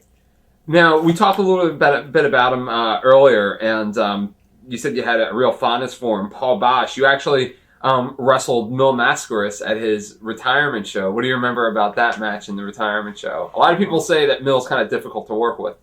Well, he was easy as hell. Was he? Yeah. Yeah, it was weird because, he'd try to do all the stuff to you that you didn't even know was coming. Mm-hmm. And I never liked that. Mm-hmm. I wanted to, know what somebody was doing, when somebody's going to grab you by the, pick you up and slam you, and you don't know if they're going to slam your head in there or if you should duck or, and you don't want to be like that. And that's kind of how he was. Yeah. But he was so dang easy, it was unbelievable. Huh. I mean, I can't say nothing bad about anybody. Yeah. Tully's probably the worst. I was going to say, except Tully. Tully's the worst. Yeah, and Jim Crockett. Yeah. Now was it, was it kind of emotional, being that it was the Paul Bosch retirement show and you thought so fondly of Paul from your younger days? Yeah, he's such a dang nice guy. Out of everybody in the business, he is probably the nicest guy. Yeah. But, I mean, what do you say? The guy's retiring and... Yeah. Yeah. God bless him for having that many years in the wrestling business, right? Yeah, and it's just a stepping stone for him to move on, and I don't know. Now, in the 80s, with the crazy travel schedule you had, we talk a lot to the guys about this. How crazy was the drug use? Because you have to be up here, you have to go to sleep here, and you're driving 4 hours here, and was it pretty insane at times? Yeah, if you're a main event and you get out of the ring and it's 10:30, 11 o'clock, and you got to drive 200 miles, and you have to unwind a little bit in the car, so you buy a 12-pack of beer, and then you got some injuries, and you're taking a painkiller because your knee hurts, and pretty soon, after 2 weeks of that, and you can't sleep, then you take a sleeping pill, and then you can't get up in the morning, and then you're taking some truck driver pills and drinking coffee, and then after a year of that, pretty soon it's not 1 or 2 painkillers, it's 4 or 5, and then it's 4 and 5 sleeping pills, and that's how it ends up, killing everybody, because you're only supposed to take one, and you're only supposed to do it a couple of times, and pretty soon you get so addicted, it's like they don't do anything to you, so you got to take more, and your heart just can't take it. Yeah. But, not everybody was like that, and it's, the people I think that have died because of it, it was their body, they got hooked on this stuff, and pretty soon it wasn't anymore because they were hurt. It was recreational, and they liked it, and you know what I mean? But yeah. It still did hurt. Sure. And, I was pretty proud of myself because, I would take some of it, but I knew not to take it all the time. Right. I was miserable, When you come on a flight home from Japan, I wouldn't sleep because I wanted to sleep when I got home at 1 o'clock in the morning. Where other people would take sleeping pills and drink beer and pass out, and by the time you get home at midnight, now you're wound up and you're wide awake. Yeah. I tried to always be on that schedule. Not saying I never did anything, but it wasn't a habit. Was it weird when Dusty came in and he went from being a powerful booker to now just being one of the boys? No, and what's funny, he's such a smart son of a gun, because I think Vince was trying to bury him. Yeah. And they gave him the polka dotted gimmick and all that Sapphire. stuff. Yeah, I mean, dang, Dusty took it and ran with it and became somebody. Yeah. Yeah. Now, you wrestled, you were talking a little bit about Japan. You wrestled Baba and Andre in Japan in a tag match. Right. What do you remember of that match? I remember when Axe and I got in the ring, and here comes Andre and Baba, and that's really, I think it was the first time they were teamed up together, the two giants. I think so, too. So, I mean, that's the biggest match of my life. I mean, it don't get any bigger than that. That's like Hulk and Andre. Yeah, two legends. Yeah. And the crowd it was a standing ovation for Andre and Baba when they came in. Wow. And normally they don't really pop like that. Normally they're real quiet until something happens and then they pop. Yeah. Well, it was standing ovation all the way to get in the ring.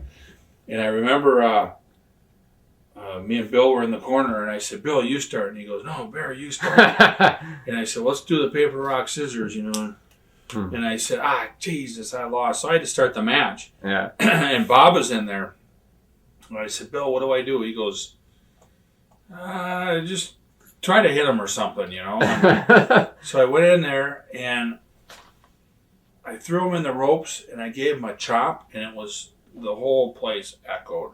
Wow. And the people just came unglued. Yeah. Because nobody's ever hit Bob that hard before. I don't know. Yeah. I went back to Bill and I said, Bill, what was that deal for? He goes, nobody's ever hit Bob before. You're the first one, or some goofy thing. Yeah. So, everything that you did to him, they just came unglued. And in Japan, they don't normally do that. Yeah. So it was pretty exciting. Wow. Now, how come Bryan Adams was added to the mix? Bill, he had an allergic reaction to shrimp and almost died. Wow. So he was out for 2-3 months, and they brought in Bryan because we need to fill the demolition deal and figure out, because we're the top guys, figure out how to keep it going. And they asked us what we thought of Bryan, and I said, Bryan's the greatest guy in the world. He'd be a great partner. So that's when he came in. Yeah. Oh, so you knew Bryan prior to that? I met Bryan in Oregon a couple of times, and at TVs in different places. Yeah. Oh, okay. And just from other friends saying how good of a guy he is. And now, how did that change the dynamic for you, teaming with Bryan as compared to teaming with Bill? You mean? Were you more of the captain of the team because Bill had so much experience, and now you're? Yeah, I was more the captain. Yeah. Yeah. But Bryan was so good, he'd do anything that you asked. There was no jealousy, none of that, and just whatever was best for the team. Yeah. Did you prefer teaming with one over the other, or it didn't really matter? Didn't matter. Yeah. Bill and I were such a close knit deal. We, one thing good about us is I knew everything he was going to do, and he knew everything I was going to do. Right. That was. Yeah. It was pretty neat. Now, did you prefer in Demolition? Speaking in Demolition, did you prefer being heels or being faces? Heels. Heels. Yeah. Yeah. All right. When the Road Warriors did come in, and you heard they were coming in, did you initially think, "Wow, this is going to be some big money"? Well, yeah. In fact, I talked to Vince about it. Oh, okay. It was one of my ideas was to bring him in. Oh, okay. And because he asked me, I said, yeah, bring him in. I said, we'll have some unbelievable matches. But you got to build it right, otherwise it's going to be a stinker. Yeah. Next thing you know, they're in and it's a stinker. It was almost like as soon as I said that, well, yeah, let's kill off both teams. Yeah. So you don't think the matches lived up to the expectations of probably both fans of the teams? Terrible. Yeah. Terrible. How about the six-mans involving Warrior? They were terrible matches. Yeah. Yeah. Is it hard sometimes when you get in there with a guy or guys and you're just like, man, I just don't have chemistry with these guys. You just can't get it going no matter what you want to do. And that was them. Yeah. Yeah, that was the Road Warriors. And I thought it was going to be completely the opposite. Because you wrestled them a million times before that. Yeah. Yeah. And it's just the fans didn't... thank you. No problem. Oh, you're other man. Yeah, the fans just they didn't believe it. They didn't believe that the Road Warriors could beat us up. Yeah. That was the bottom line, And I think what the fans like about us is, when we worked with Shawn Michaels and Marty Jannetty, they knew we could beat them up. Yeah. But I think they actually thought that it's going to be a fun match to watch. Definitely. And with the Road Warriors, they thought, well, I think the Demolition's a lot better team than these guys are. Maybe the Road Warriors are tougher, but now we want a good match. Yeah. And there wasn't that, Yeah. What was it like? Memories of wrestling a main event against Hogan on a pay-per-view when you guys did a Survivor Series? Oh, that was Jake the Snake. Yeah. Me and Axe and Hulk. Mm-hmm. Oh, that was great. Yeah. In fact, at the beginning, it was at Rosemont Horizon. We came in the dressing room, and Jake had this giant snake. It was about, I think it was 30 feet long or something. It was just brutal. Yeah. And you walk in where the showers are, you had hot water on it to wake the thing up a little bit. This thing had a head on it about that big. Wow. And we walked in there, and right away Hulk said, "There ain't no way we're bringing that." And Jake says, "No, it'll be no problem." And me and Bill were grabbing the tail, and Jake had the head, and it was swinging around trying to bite Jake and everything. Yeah. And we put that thing down, and then he had a smaller snake, and we brought it out to the ring. Well, they forgot about the big snake, and when everybody left the building and everything, that big snake got up into the Rosemont horizon. Yeah, and they lost the snake for about a week. Wow. Yeah. That's crazy. That's a story. Yeah, that was a highlight. The other half of the story is I talked to the person that found it. Right, the janitor. Right? Yeah, exactly. 80-year-old guy that had a heart attack. Yeah, it's up there trying to sell popcorn or something. Memories at WrestleMania of wrestling Kateo and Tenryu. Oh, good. We've been over to Japan quite a few times, and those guys were big time over there. Mm-hmm. And that was kind of setting up us to go over there. Oh, it was great. Yeah. And they're tough. Yeah. Those Japanese guys, they're tough. You can hit them and wail on them, and they'll wail on you. And when you go to Japan, you're fighting for your life. Yeah. You come back, you need a week or two off. Huh. Because it is tough. How's Kateo? He's got a weird reputation as far as sometimes he likes to do business, sometimes he doesn't like to do business. Well, and that was what was great about Axe, Bill. He was really respected over in Japan. Right. So that helped, they'd work with me because of him. Gotcha.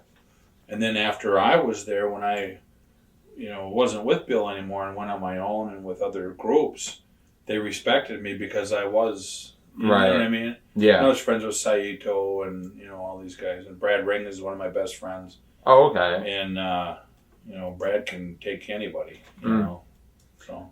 Whose idea was it to finally dismantle the demolition gimmick? Vince.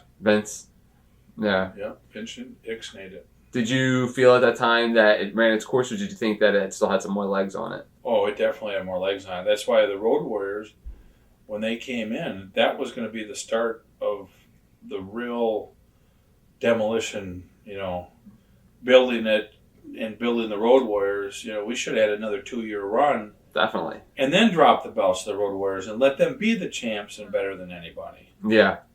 Because then we would have left on top and, Yeah. Wow. Now, how did, who came up with the whole Repo Man gimmick? I did. Did you? Yeah. Yeah.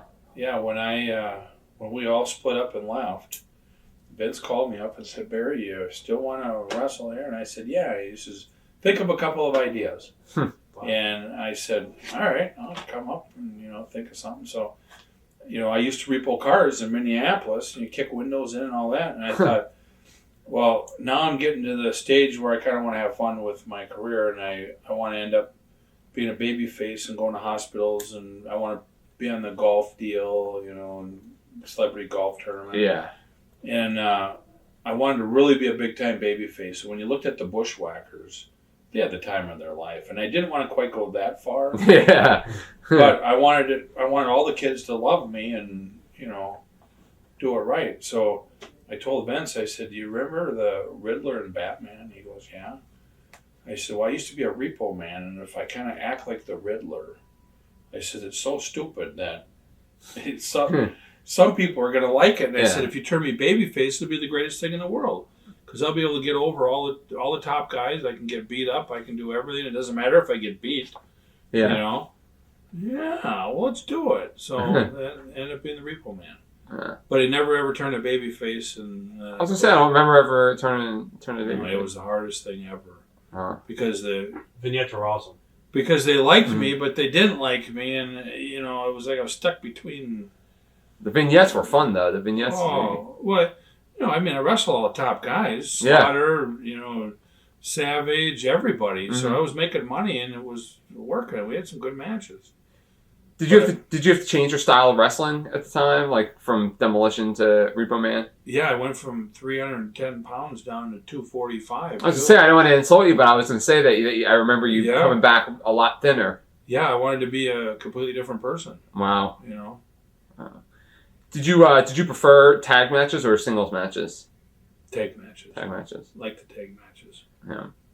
Now, we talked a little bit about Dusty. Were you surprised when Flair came over? No, I knew Flair was going to come over. Yeah. Because he knew it was the big leagues. He couldn't stay in, Georgia and all. He had to come over. Yeah. Memories of matches as Repo Man with the Boss Man. Oh, were they fun? The Boss Man was over big. Yeah. And he was so agile for a big guy.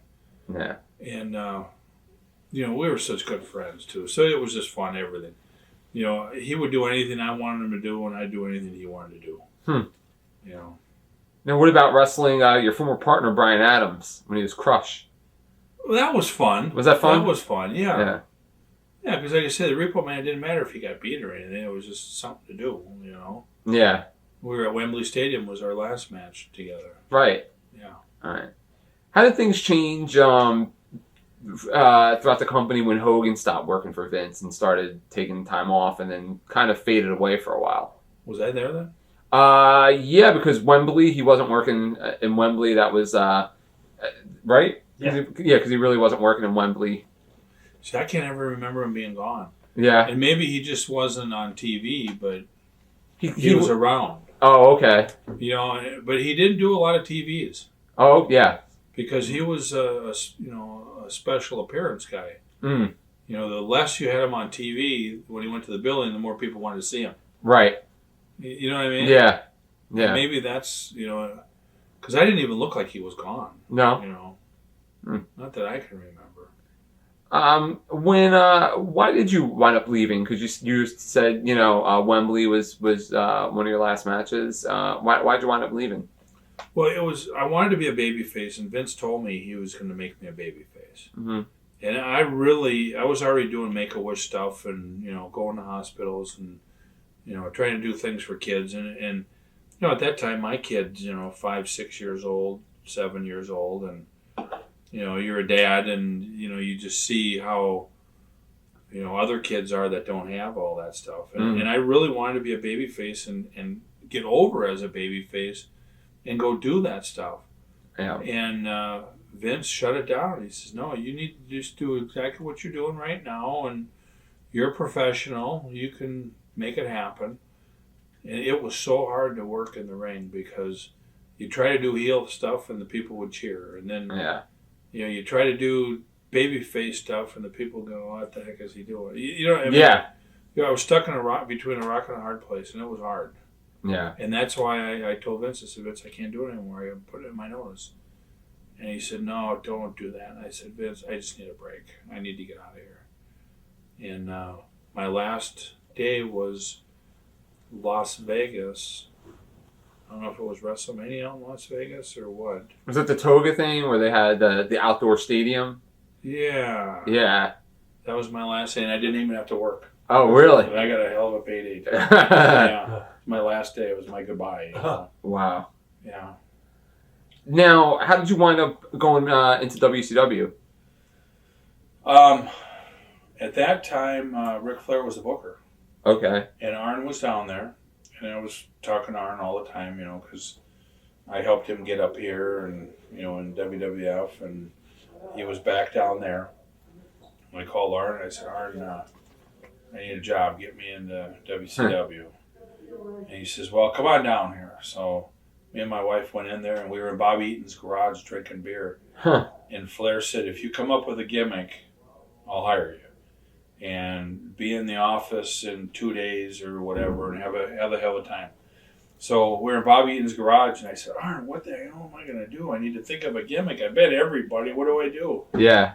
And we had a few beers, and he says, well, what did Flair say? He goes, well, he wants me to maybe be a truck driver or something, I said, that's just a stupid thing, And he says, no, wait a minute. He goes, you're going to be a heel, right? And I said, yeah. He goes, Arn's the smartest guy in the world. Yeah. He says, you're down a beer. We cheered and everything. He says, what's the road made out of? And I said, tar and cement. And he goes, it's blacktop. He goes, you're the Blacktop Bully. He goes, that's what you are. You're a truck driver that hates everybody. You're the biggest bully that ever happened. You hate kids. You hate grandparents.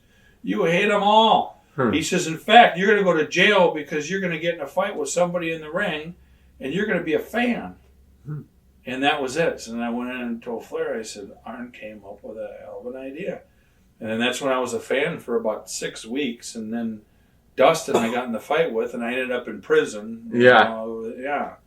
That's how it all started. And that could have went a long ways, but they didn't. Definitely.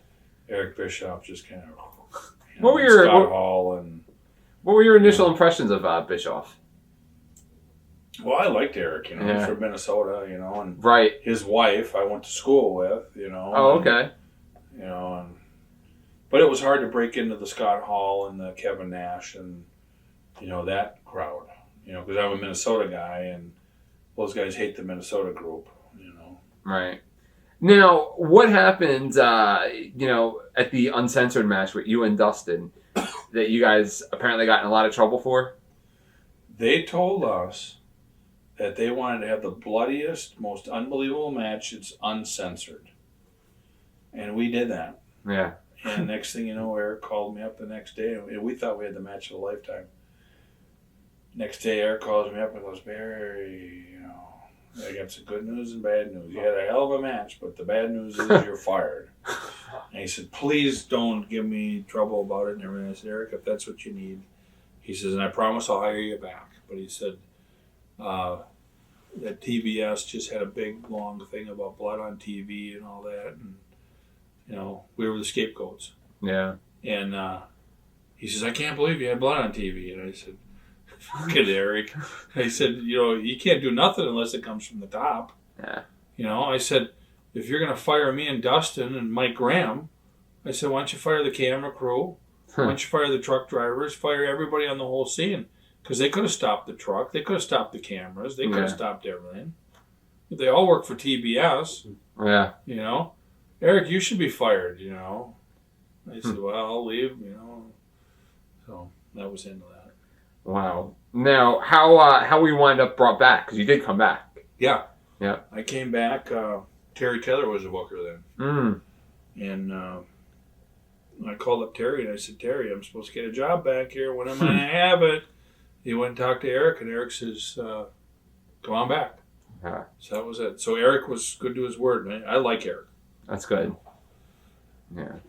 Now, when you came back, was it hard to kind of, because at this point now you were more like a bit player in the company, whereas before you were Demolition, you were always a top guy, throughout the last 10 years at that point. Was it kind of hard to go into the role as a bit player at that time? Yeah, it was, but now all of a sudden I had a contract for $200,000, only worked a couple days a week. It makes it a little easier, doesn't it? Oh, it makes it a lot easier. And Eric told me, he says, I want you to get Goldberg over, and that's your job. And I said, so I can do anything I want to get him over. He goes, you're in charge of Goldberg. So that was it. But it was funny because when I went there to get my job, true story, we're sitting there with Eric, and it was just me and Eric in the office. And Eric says to me, he goes, Barry, what do you think you're worth? And I said, are you serious? He goes, yeah, what do you think you're worth?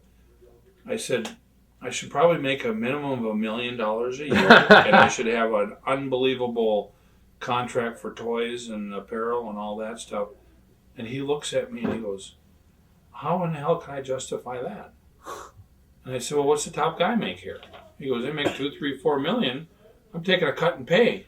And he goes, well, what do you mean you're going to be the top guy? And I said, all you got to do is beat Hulk Hogan in 30 seconds in the middle of the ring, beat Sting in 30 seconds, beat whoever, you make me whoever you want, and then I'm a cheaper, champion than you got your top guy for. Yeah. And he starts laughing and he goes, Harry, I can't do that. And I said, so you're telling me that if I beat everybody in this territory in 30 seconds, I won't be the top guy? And he sat there and thought about it, and he goes, that's a hell of an idea. I said, I know it is. I said, I can get over like that, but I said, I don't need to go through everybody. Yeah. I said, just give me 4 of your top guys. And I said, all I got to do for my finish is tackle a guy in the middle of the ring. and beat him, and and his wheels are turning. And he goes, "How about I give you $180,000 and you only work a couple days a month?" I said, "I'll take that job." So next thing you know, I'm for a month I'm getting paid every week. I get a paycheck. All of a sudden, there's this bald-headed guy who's a big guy. His name is Goldberg. He's tackling guys in the middle of the ring, and he's beating everybody in 30 seconds. Wow. That's crazy. True story. Isn't that something? Yeah. He stole my gimmick. Wow. But he deserved it, He's the young, big guy. Yeah. I'm the old, beat-up guy that, Wow. And he made millions. He did. Wow. And nobody has thanked me for that either. Still waiting. Still waiting. So you touched briefly on Hall. When Hall and Nash came in, was it good or bad for the company? I mean, yeah, it was good because they drew all that money, but in the long run, in WCW. WCW. Yeah, it's always good. I mean, those guys are talented. I mean, look at Yeah. Nash is 6'9" or whatever and can move and has an unbelievable promo. Yeah. Scott Hall is a working son of a gun. Yeah. I mean, it was a good thing, Yeah. Now, did Hogan change at all in WCW, or was he still the same guy? I didn't really talk to Hogan a whole lot down there because, like I say, I was there, twice a month or whatever, and I went on the road for a while to help Goldberg go out, and Yeah. But so I wasn't around Hulk a lot then. Yeah.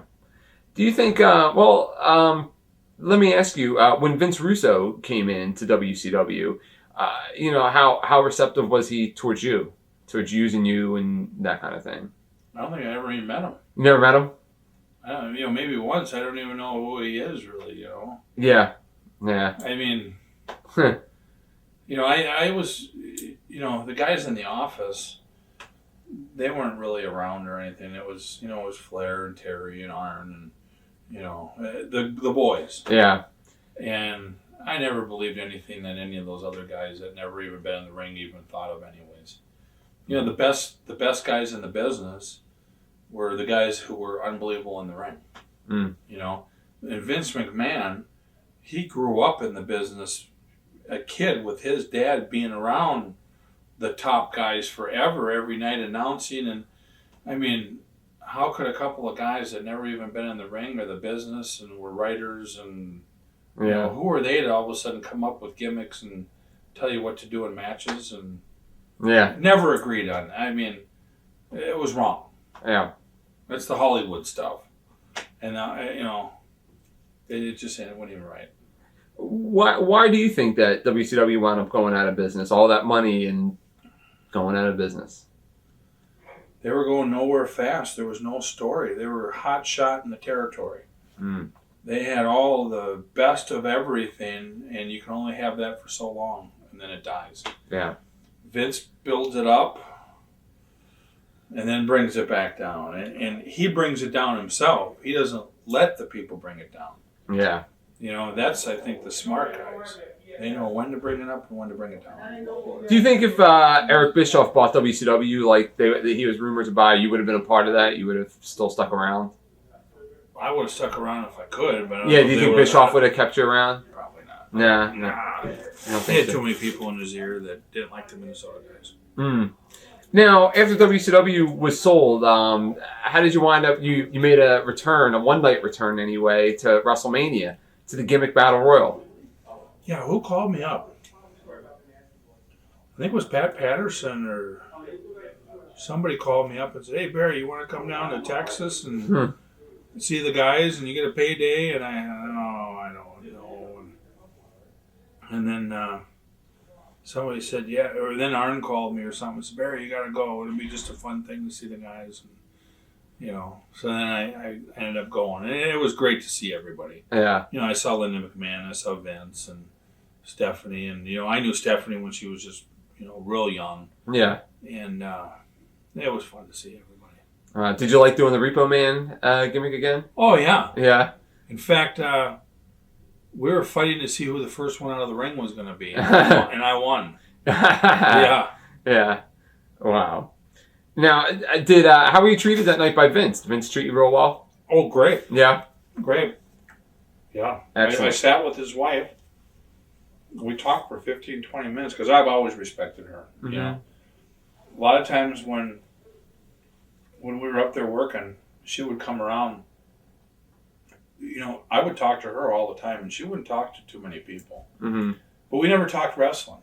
Mm-hmm. You know, and she knew I was, you know, very much in love with my wife and all that. So, you know, I think she enjoyed talking to somebody that was like that. Yeah. You know. Yeah. And you know, Vince had to respect that if his wife liked me. You know what I mean? Definitely. How do you think, back being there that night, how do you think the WWF had changed since the last time you were there? Well, now you got the younger guys, and it was a whole different ball game. Yeah. I mean, it was a great show, you know, and you can see it right now. He's got a great show, and he changes all the time, you know. Yeah. I mean, it's like we were talking about earlier. It's, you know, wrestling's as hot as it's ever been, if not hotter. Yeah. But we don't like it, maybe. Right. But the next generation likes it. That's a good point. And then they won't like it in 5 years, but then the next generation will like it.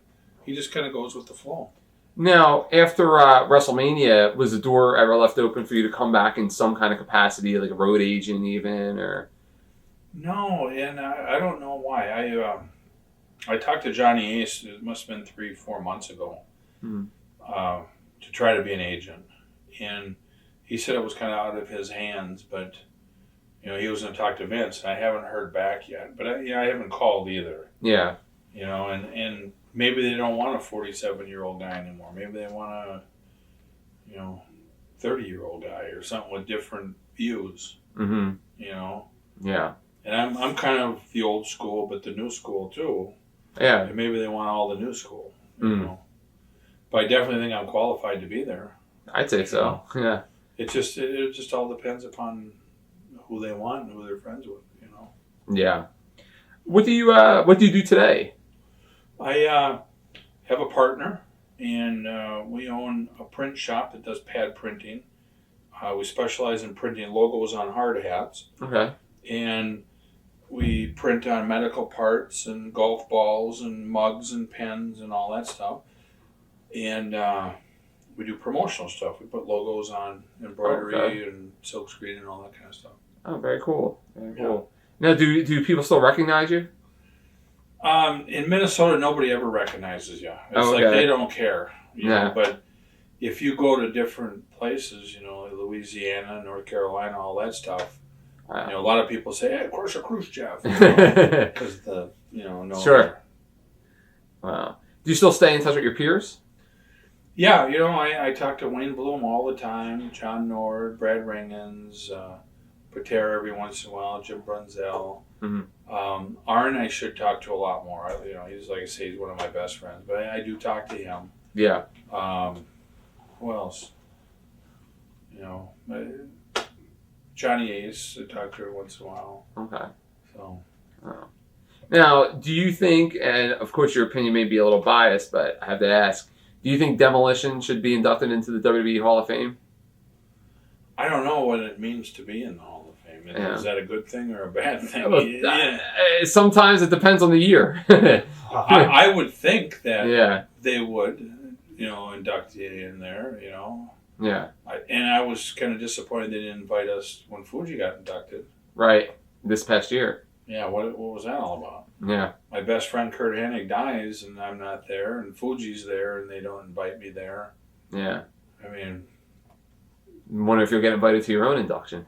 Oh, maybe I won't show. I get invited to not show now, right? No, they got reasons for everything, and you know, and that's why I went to Windsor. I got invited up there, so the heck. Yeah. That was my first trip that I got back on the road again. Really? Because I didn't get invited there. Wow. Now, are you surprised that Flair and Hogan are still actively wrestling? How in the world can they do it? There's no way. I mean, I could get in the ring and embarrass myself, but yeah, I don't want to do it.